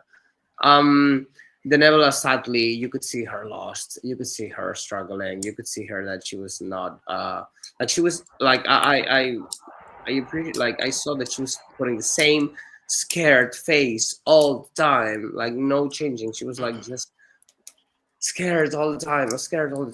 And I kind of disagree with RuPert. My favorite was Daphne. I think she at least got a solo moment. At least she got that last sentence of like, this is a choral number. This is something together. Like, at least I remember her because of that. And the moment then when she starts singing like, we like, if that furniture could talk, it would talk more than me. And she points one, and then she points the other one, and then she gets confused. Like that I thought it was a little funny. At least, like, I can remember at least something from Daphne more than the rest. Ferran was like trying, but like I think her script didn't give much more else, and she was like all the time doing the same thing. I really saw again the same thing I saw on the acting challenge with Ferran. She was like trying to give all this drama to something that was actually not that dramatic. Like I don't know, it just felt a little misplaced. I think my favorite thing, she was not wearing her makeup. She was looking pretty for once. But I read that someone did it for her. So well, okay with you, but like, yeah, I appreciated that she would change her makeup for the that challenge. I heard this didn't make it to edit, but I think, I don't know if it's true or not, but like I think the Nebula got critiques on didn't and haven't changed her aesthetic, her makeup for the challenge, because well, you're doing something like historical, right? So maybe you would want to change a little bit. And again, white face with the shadows and everything. I love what she does, but like I agree that maybe it was that time where you should, like Ferran did it, and Ferran usually wears this graphic thing that I personally don't like at all. But like yeah, at least she did that. So but yeah, sisters were very hard, and again and Daphne would be yeah, maybe I change that. Satine would be my first, Nyx would be my second, and Daphne would be my third amongst all of them. Yeah, Fair. that would be it. Okay, we're done finally. We're done. We're done. Runway time. Yes. Yeah. La categoría es Bodas de Sangre. Lovely, lovely. Let's have a wedding, everyone. Let's have a Blood lovely, wedding. beautiful, A blood wedding. a lovely wedding, everyone. Of course, we're gonna talk in full about these looks on Look Over Here, and today we're just gonna teabag these beautiful, lovely, wonderful, and fantastic looks. Starting with Alexandra del Raval. For me personally, this is T. I love this look. I think she looks gorgeous, stunning, and fantastic. I think this is T. It's T for me. I like it. I think it's pretty. Yeah, it's T. Same T for me. I have a very, very minor nitpick. I think the very bottom of the dress, I wish all the veining went all the way down. I think that would have been like made it like mwah. But otherwise, it's a great look. T. No idea where Micha is, so I'm going to continue. I'm giving this a T as well. Just like Mike, you said, I do wish it went all the way down. Or with the tool, I wish there was more poof of the tool. Like, if you're going to do the tool, I feel like it needs more, because it just fell.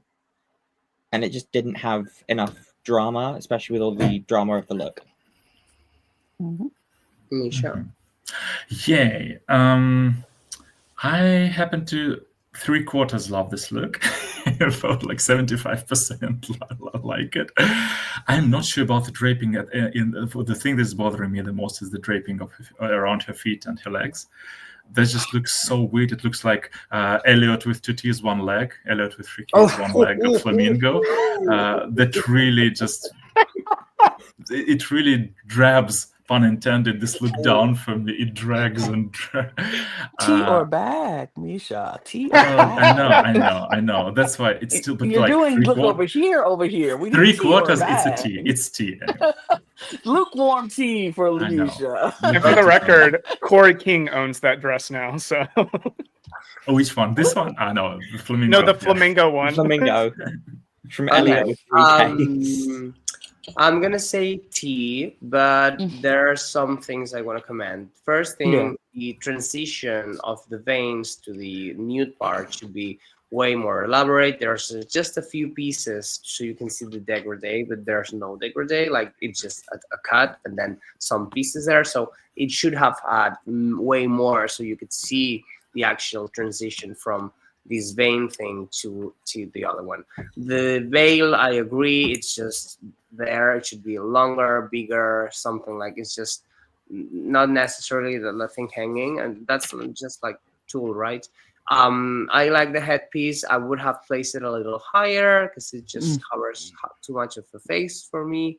And the biggest issue I have here is that I don't understand. Like I love Alexandra, but she wears beautiful dresses. But like I don't understand how anyone has said this. It's again a corset and a skirt, and it's from the same designer. You could see the same dress in many different fabrics. We've seen this like 3 or 4 times already, and it's half the season. Like, come on, she's wearing either a bodysuit with chains or a corset and a skirt. Like it's again the same. Like it's very, very, very similar. She's like, we understand it's your drag, but like, I would love to see something different. It's just very, very repetitive. Like Bianca Del Rio's dresses were way more similar in between them than this. Yeah. Than this fashion package. So that's my only critique. The dress is beautiful though. Like, fair. It's besides the skirt thing, the top part is gorgeous. Yeah. Fair. Como una woman. Okay. I don't even need to say anything else. Madre. My response to this is madre. That's all. Chai tea. Chai tea grande. This is chai tea grande for sure. If it's chai tea grande, it's not good. Oh no, chai tea grande here means it's the best. On our scale, chai tea grande is the absolute tops of top. This is my favorite. All right. This is my favorite. One of my favorite stuff. Not this too is chai much tea on our grande. friend Chai Tea Grande. Okay, not too much. But yes, this is chai tea grande for me. This is hot tea. This is my second favorite look of the week. I love how she painted a very mournful face. It was just gorgeous. Mother, hot tea. Same. Mother, hot tea, take me to the moon. Yeah, metamorphosize. Just period. This look is so satin, and she gets a tea. Okay, then I'm gonna be very polemic here. I hate this dress. I think it's a whole mess. The top part, it's way many elements there that you cannot see where anything starts or ends. The silhouette is not good. It's not cinched. The fabrics are all around. It's just super confusing. There's no hair. The makeup I like. The moon I like because it frames her face. That's something I appreciate. Still, I would have placed the moon a little higher, not that low. Like it would have been a little like bad. Like a little turned out a little up, like higher. I saw it and I was like, okay, it's expensive. It has stones, but like I was like, no, and I still see it and I don't like it. I think it's very messy. I think it just doesn't make sense and it doesn't give any silhouette to me. Like this makes her look big and heavy. I love it. I love that the difference is we don't all have to agree. Yep. Fair. Love that. We move. Fair. Margarita Garifata. I will say, I think this is one of my favorite things she's worn this season, to be honest with you. And it's not the highest of bars for our dear Margarita. This is tea for me. I mean, I still think this is the best she's looked this season, but it's still lukewarm tea for me.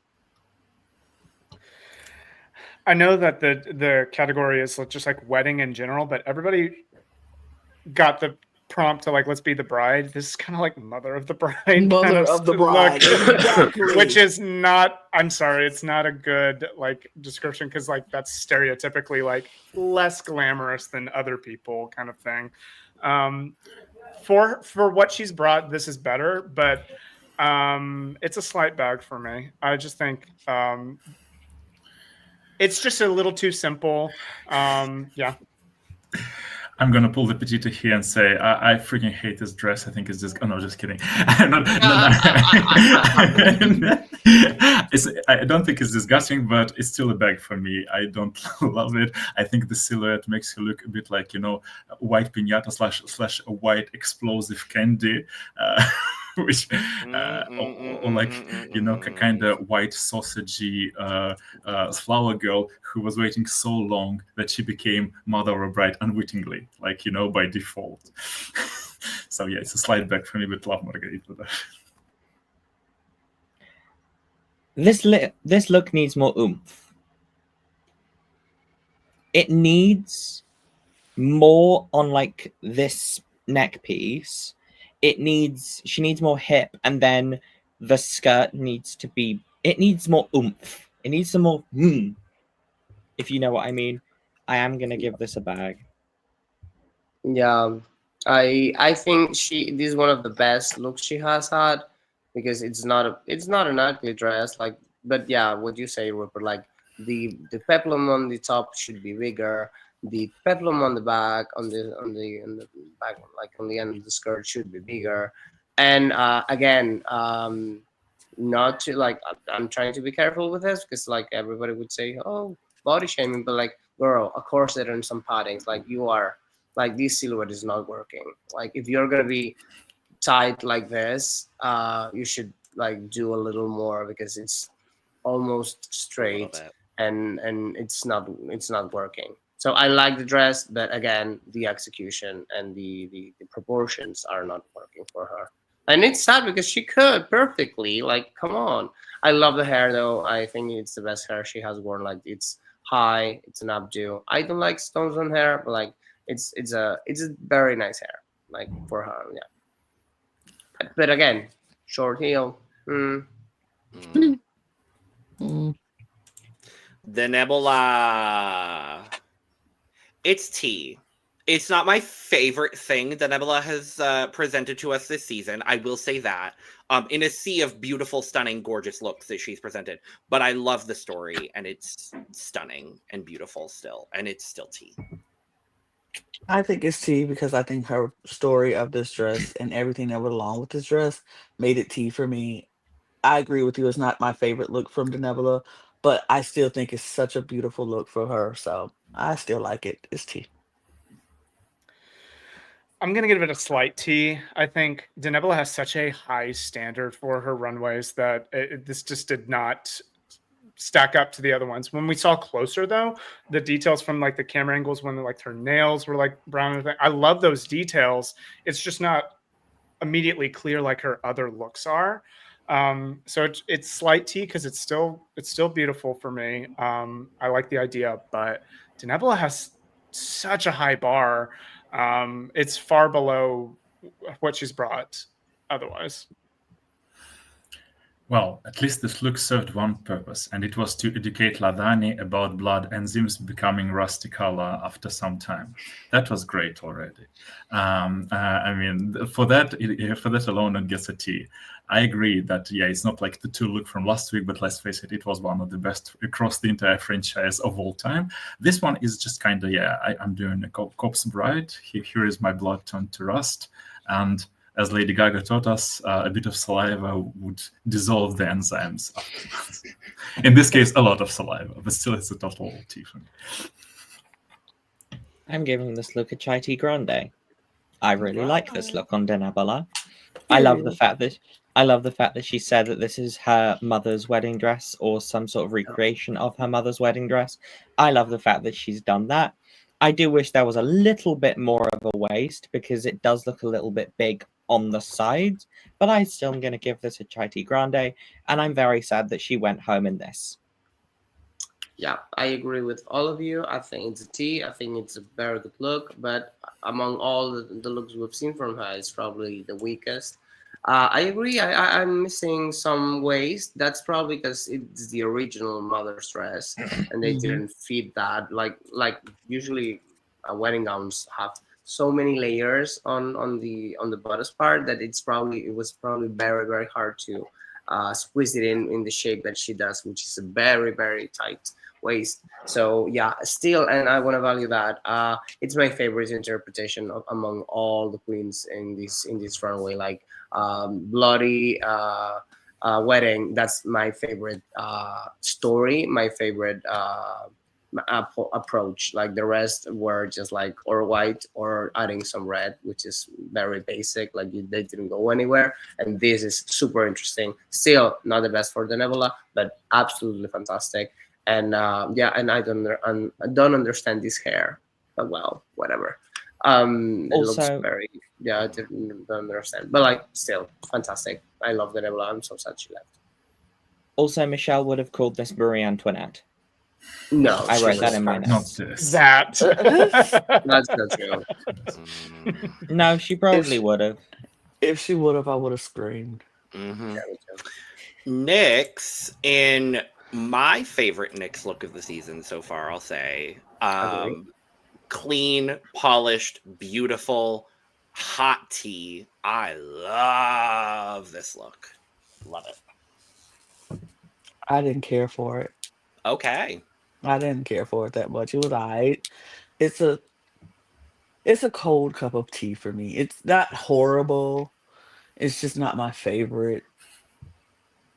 Yeah, not even sweet tea, not iced tea. It's just cold. This is piping hot chai tea grande for me. This was my favorite look of the week. I think Nyx wowed me. I loved the concept of it. I loved the burn motif all the way down the dress. Yeah, I loved everything that Nyx brought in this runway. Gorgeous. Chai tea grande, hot tea, my favorite look of the week. For me, it's also going to be pretty hot tea. I love this for Nyx. I love how different it is, and I love where the holes are placed strategically. The burnt holes, it's so good. And in the movement, it looked even better. Tea for Nyx. I love this look. I love the red. I love the burned aspect. I also love the fact that she's got a really high slit showing off her legs, and I also love the lace tights as well. Yeah, a T, I think it's her best look yet.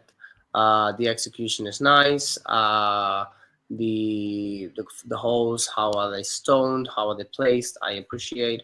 But I am a little bit with Lana. I will not remember this. Just it's just a very regular top. We've seen this 1,000 times. Something burnt, okay. The train could have been longer. It may have had any volume. The headpiece, again, super meh. Like it's fine.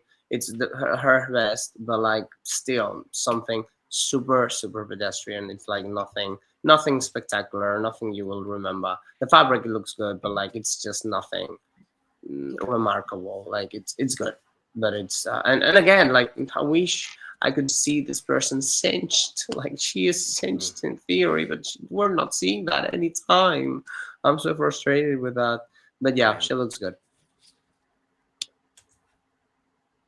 Laka. It's a bag for me. I don't love this look personally. I like it in concept.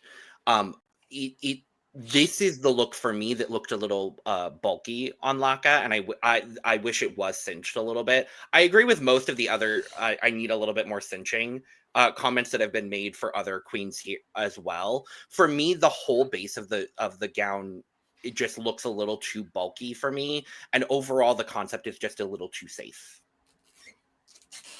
It's a bag for me as well.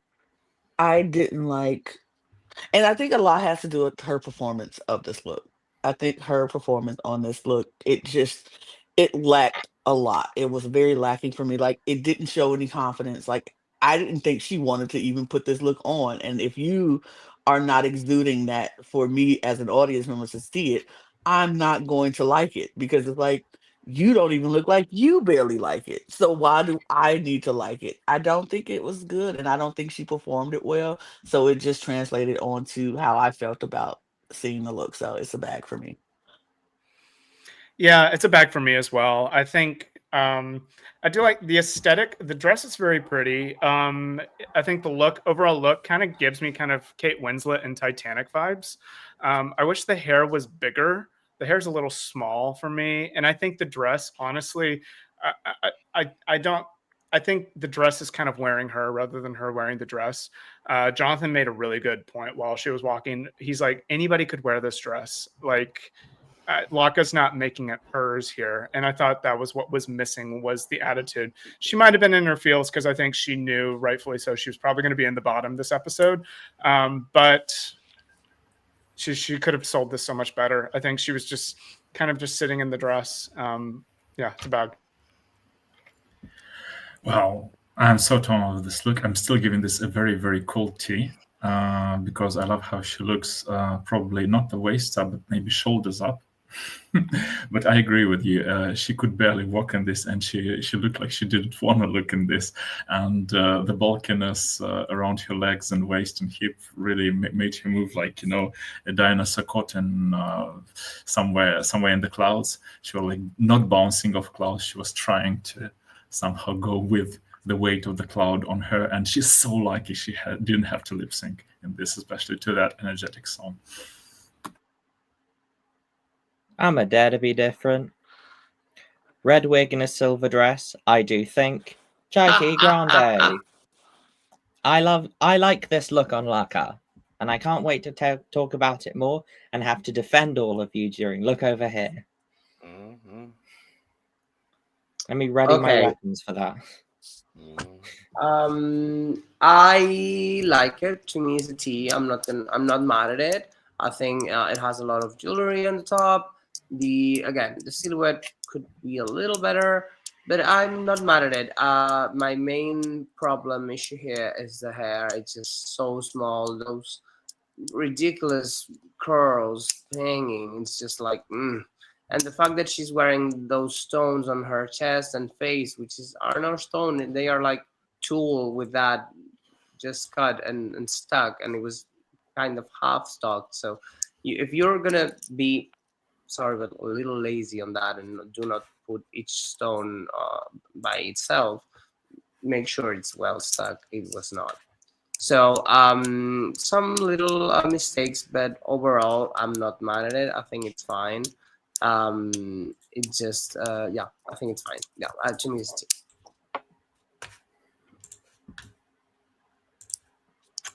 Daphne Mugler.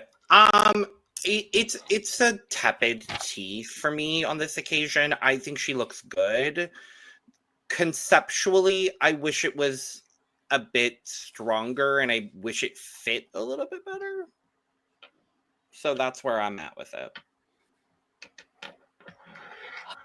I'm mad because Daphne went from. I'm mad. I'm mad because Daphne went from such a great look last week to this, and it pisses me off because I expect so much better from Daphne. This is a complete bag. I don't like it. I don't like the concept. I don't like it. That's it. I don't like it. Wow, I thought I was going to be the first with the hot take. I don't like this either. This is a bag for me as well. Can't stand it. I think honestly, I'm going to do my little whole Michelle, like the handlebars in front on the little bodice, like it's a little overdone. If you're going to do it all in. This is a bit kind of half in, half out. There's some aspects I do like. I don't like the dress going down. I do like the top half though. I do like this kind of white leather thing. But the handles feel so tacked on to the gown, and it ruins the gown for me. It's a bag. Daphne, what have you done? I mean, this runway, it's a running theme, pun intended. They couldn't run or walk, much less run in most of those gowns. And I also have the problem with the lower 2/3 for it, as like this is the biggest problem with most of the girls I've had this runway. Yeah, it's a slight bag for me, unfortunately. I'm giving this a bag as well. I do like some aspects of this look, but Nori did the handles better. Jimbo did the handles better. Like, one thing that I think would have really made this and would have been cute is if she had, because she wore the helmet, if she had a veil stuck onto the back of the helmet and then walked down the runway like with the helmet and make that more like this look is just bare bones. It just needs to be pushed so much further. And also, like, the wig was too short, so when she moved out of the way, we could already see the license plate on her ass. So I was just like, she tried. Yeah, I agree with all of you. I think this is the worst look Daphne has had in the whole competition till now. I love the hair, I have to say. Like, this is a natural wig, you can tell, and it was moving and flowing beautifully. Like, you could wear that on a show and look very, very hot. But yeah, the dress, we've seen it done better, and it's just not fitting. It looks a little basic. Yeah. So yeah. And last up, Fadan. And I liked what Ferran did here. You know, whether she did her own makeup to change up the makeup here or not, I liked the change up of the makeup. Well, you don't have time to change, so he only had time Exactly. to change a little bit on top of what she had before. Regardless, I like that we're seeing something different from Ferran here. I love this look. The cinching issue continues. We're looking for cinching here on this runway, but it's still tea for me. I like this dress. I like this look. It's a tea for me. Mike, you're muted. This is going to be a slight tea for me. I do like that the makeup change is still here. You kind of see that the white little kind of like in the shape of what Ferran does is added on there, but it's here, but it's blended. Here it's blended. It's not like a spot. I definitely agree with that. I like the dress construction. I like the shape of it. My issue with is it feels like the top, the bodice part, is like completely different from the bottom part, and it I can't make heads or tails of the dress as a whole. I still think it's a pretty overall effect. So I give it a slight T. Yeah, I would also give this a T. Look, Ferran finally listened to Pitita and changed her face, like if not completely, but at least 3/4 of her face. I love how, especially I love how the bouquet looks as if it was, I don't know, some head chopped down on some medieval painting. That kind of gives this a very weird, bloody, mystical aureole, but yeah, the dress is slightly confusing also in the bottom half. But yeah, it's a running theme this runway, so slight difference. I'm gonna give Ferran a bag. This look is nice. It's just like she said that this is like from her drag mother, and I can tell that it's a borrowed piece because the corset. I don't know if the corset is sitting intentionally. No. Because it's far too low. And whenever she moves her torso, the pasties can be seen. And I don't know if they're meant to be or not. It's just, there are just aspects of this which I don't know if they are meant to be or not. I do like the Dracula, like a Dracula's bride concept is okay. I do like the, as I call it, the Manila Luzon-esque wig having like the streak of the different colored hair. But it's just, I just have problems with this.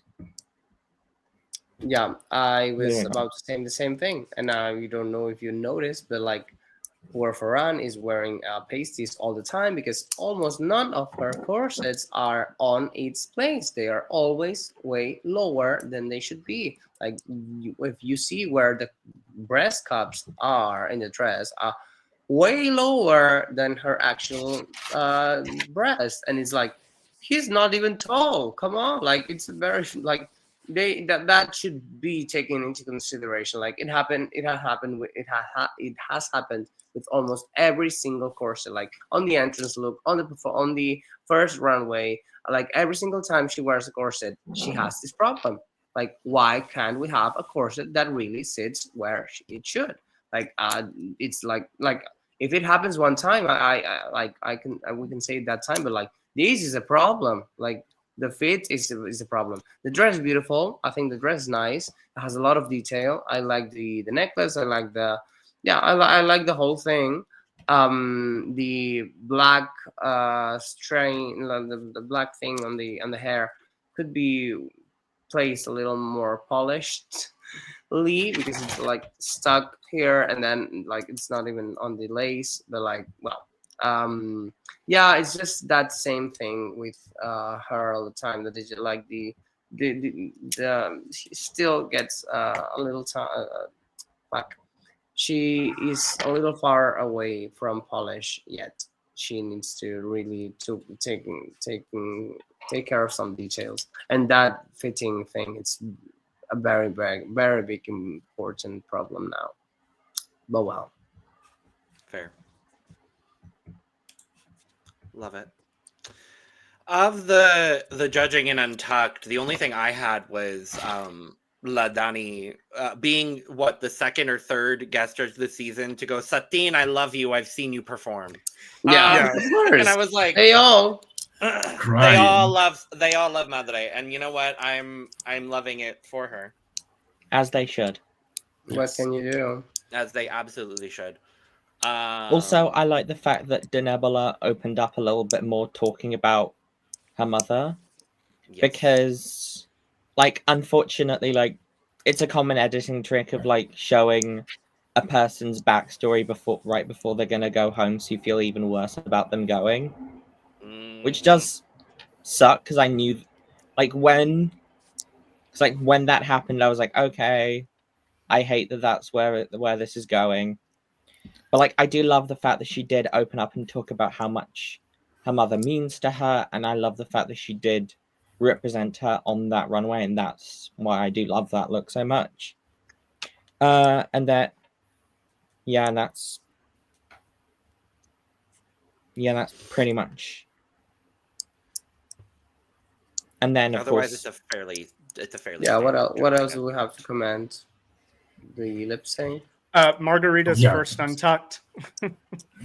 Oh, yay! Sure. I thought that was a wild statistic, that she's always been top or bottom. So, also the fact that everyone still doesn't know, or is still trying to hide the fact that Crystal has given her heart to Satine. Yeah, we all know. We didn't know. I'm gonna get that out of the way now. What? Oh. Gay. She gave her heart to Satine. Even though she wrote it on the mirror message, Satine wins. We don't think she was gonna give her heart to Satine. What?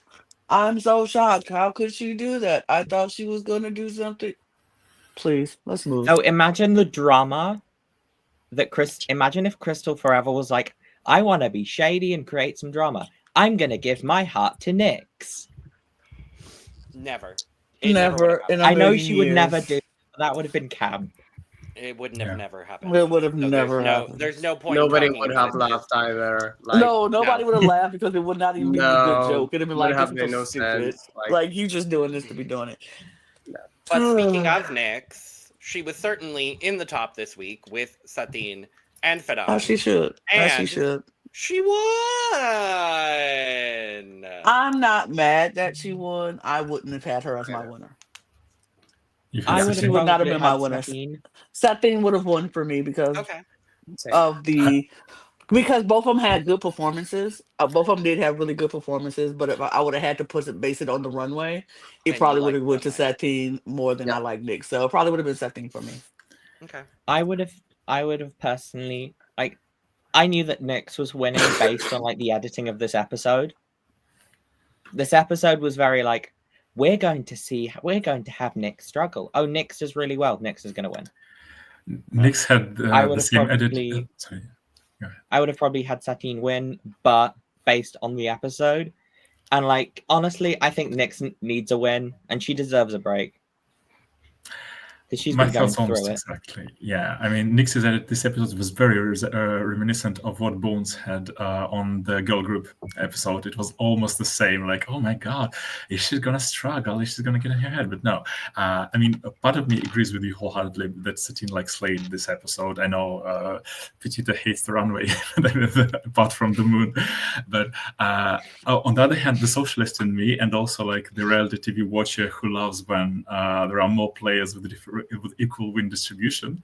I'm not mad at this at all. I actually think it's a cool thing that so far each episode was won by a different queen, and I love that it continues that way. Yeah. And Nyx deserved it anyway. Yeah, absolutely. Yeah, I think I kind of agree, and like poor thing, she needed it because she had the top placement on the acting, and here this was chapter 6, but the rest of the days she has been the bottom. Poor girl, she hasn't. Like she's having a rough time here.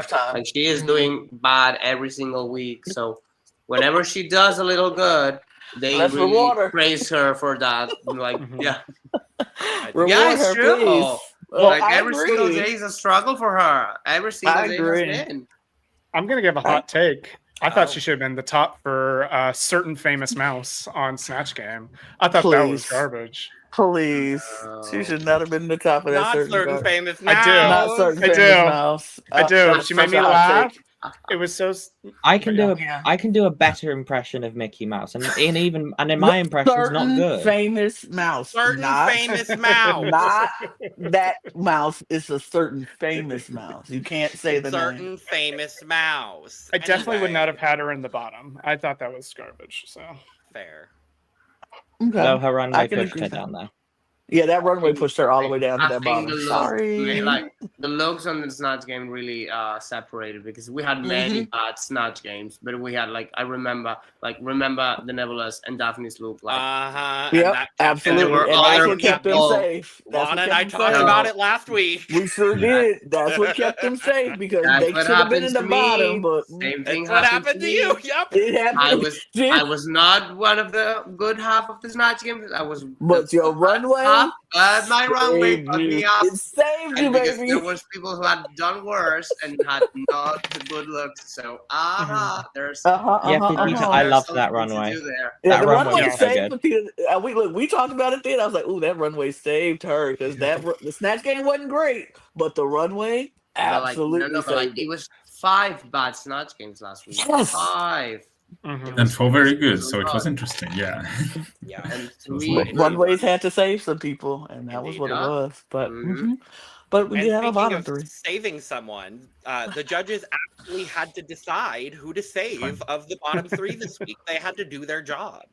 And they decided to save Galia. And we get I don't agree with that. I would have done the Nebula I personally. would have said the Nebula. I think I also would have done the Nebula. For the first time, it's her first bottom. The out of the dresses was the way the most interesting. And it was her first time flopping. We've had bad critiques for the other 2 before. Yep. So track record wise, give her some mercy for one day. But no, No, it's one of they those did not. cases that you mess up No, once. Laka and hasn't been. I think Laka Laka got hasn't that been mercy you're negatively talking critiqued about. yet. Yeah. What? Say that again now. Laka hasn't been negatively critiqued yet. This Like was this is her her first first week. time in the bottom. Was she? Yeah. This is the first time that both Laka and the Nebula have been negatively Oh, critiqued. okay. And I Then- mean, but then we should go by runway. If this is the first time, and I think the Nebula beat Laka on the runway, so it should have been the Agreed. Nebula that been saved. So Agreed. honestly, And I was just like, And it's Not the even alt like- queen getting the shaft. And it's not even like they have dissimilar track records, because the only difference between their track record up until this point is that Laka has one more high placement. Otherwise, they've both been safe basically the same amount of time, and they both Laka have won once. the And Nebula won yeah, once. well, Nebula won once. Well, yeah, of course. they both had a Of course. challenge win. Laka had 1 high placement and 3 safes, and the Nebula had 4 safes. So it's not like their track records are that dissimilar. So it's like, and I agree with you. I think, unfortunately for me, I think the difference maker here is I think the Nebula was the weakest in the challenge because she was dropping some of the choreo, especially in the group moments. Yeah, true. And so I think it was going to be Denebula and someone, unfortunately, I here. don't think it should have been, because I feel I like don't know that it Laka, should have been, but it's one of Yeah. those. It's a tough scenario. for me, Laka was so irrelevant in this whole entire episode. Like this whole thing, like in the performance, she didn't have much to do, and she didn't take advantage of the little that she had. I think at least the Nebula was a little bit of a standout. A little bit. It wasn't great, but it was a little bit of a standout. And her runway was way better than Laka. And so I just feel like, for me, Laka would have been the one the Nebula would have won, that would have been saved between the 3. And I don't know. I just feel like, I don't know. I honestly, I think it's the performance on the runway for me, for Laka. I just felt like she felt so deflated that she just did not make me feel anything for her in this entire episode. Like, once she got the role that she didn't want, she showed that she didn't want this role. Like, everything after that was like, blah. Like, I don't want to be here. Like, she's told me in this performance she didn't want to be here. So for me, I'm like, well, then don't be here. I think that's fair for sure. Mm-hmm. but we get this lip sync. Yo tengo un novio. I love this song. Alexandra did better. What can we do? Yeah. What can we say? Wild song choice for them being in gowns. Exactly. Right. It gets the song is great, but yeah, such a wrong runway moment. It's the same. It's the same thing as season 14 top 5. It's the same thing as Telephone on season 14 when both Willow and Angeria had this gigantic gowns. She's stomping around in her mouse dress. I was waiting for the song. I knew the song beforehand. I mean, and unfortunately, we got what we got. But Alexandra said she was a lip sync assassin. Nobody before said this, but now lip sync assassin, girl. You was one lip sync. When she said that at the beginning, I was like, lip sync assassin. Now two, but I'm just like, even still, that does not make you a lip sync assassin. That just means you beat 2 people.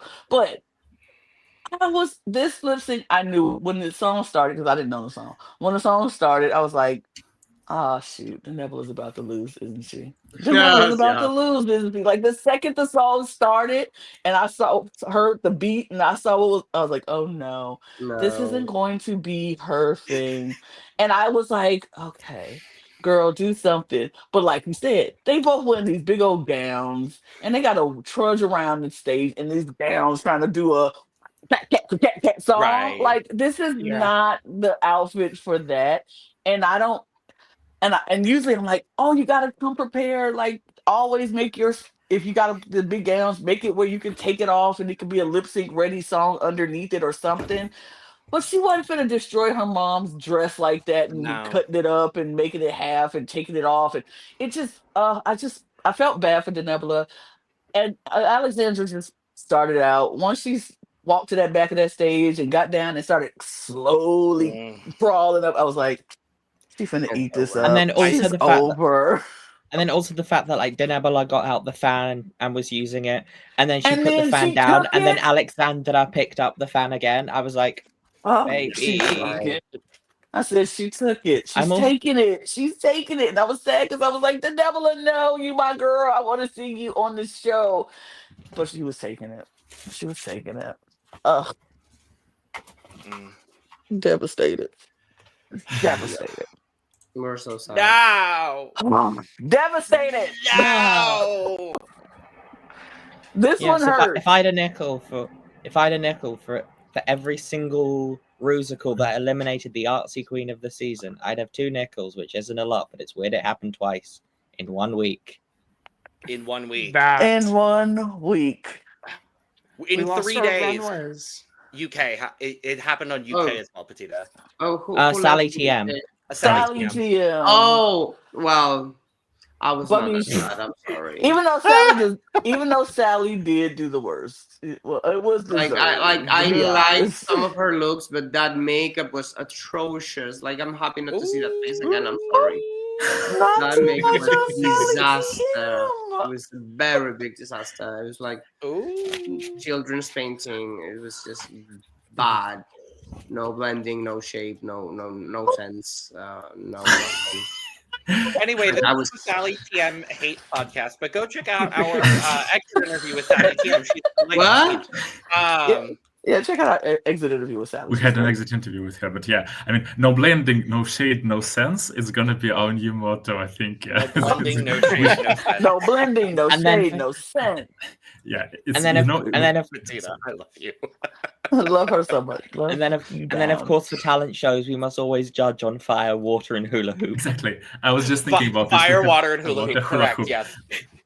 We have a positive trio and a negative triad. Yes. So in our tarot card system now we have.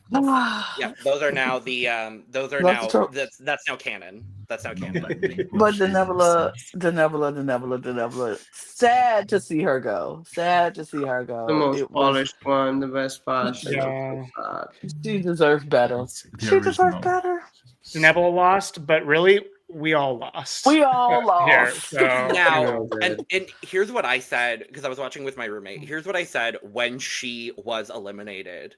I was like, I could see 100% her coming back for España All-Star Season 2 and having the exact same trajectory that Drag Sethless had. Yes. Like I could see her having the exact same, and she's so young. That's the best part about Danella. She's 23. The world is her oyster at this point. Like there's so much growth to be had, which is such a wild thing to say for someone who is already so polished and has such a clear understanding of her drag. 23 with such a clear understanding of her drag and who she is. I'm so excited to get to see so much more of the art that she's going to be able to present. I'm sure we will, yeah. And we're going to. She will be back. If she wants to be back, she will be back. If she take a couple of acting classes, baby, she is unstoppable. Because I think that is the one thing that is taking her down, is not getting into the characters. But if she takes some acting classes, like you said, everything else she's polished in. She knows how to do this. Take some dancing classes. Take some dancing classes so she learns how to do choreo and acting classes. Baby, the world is her oyster for sure.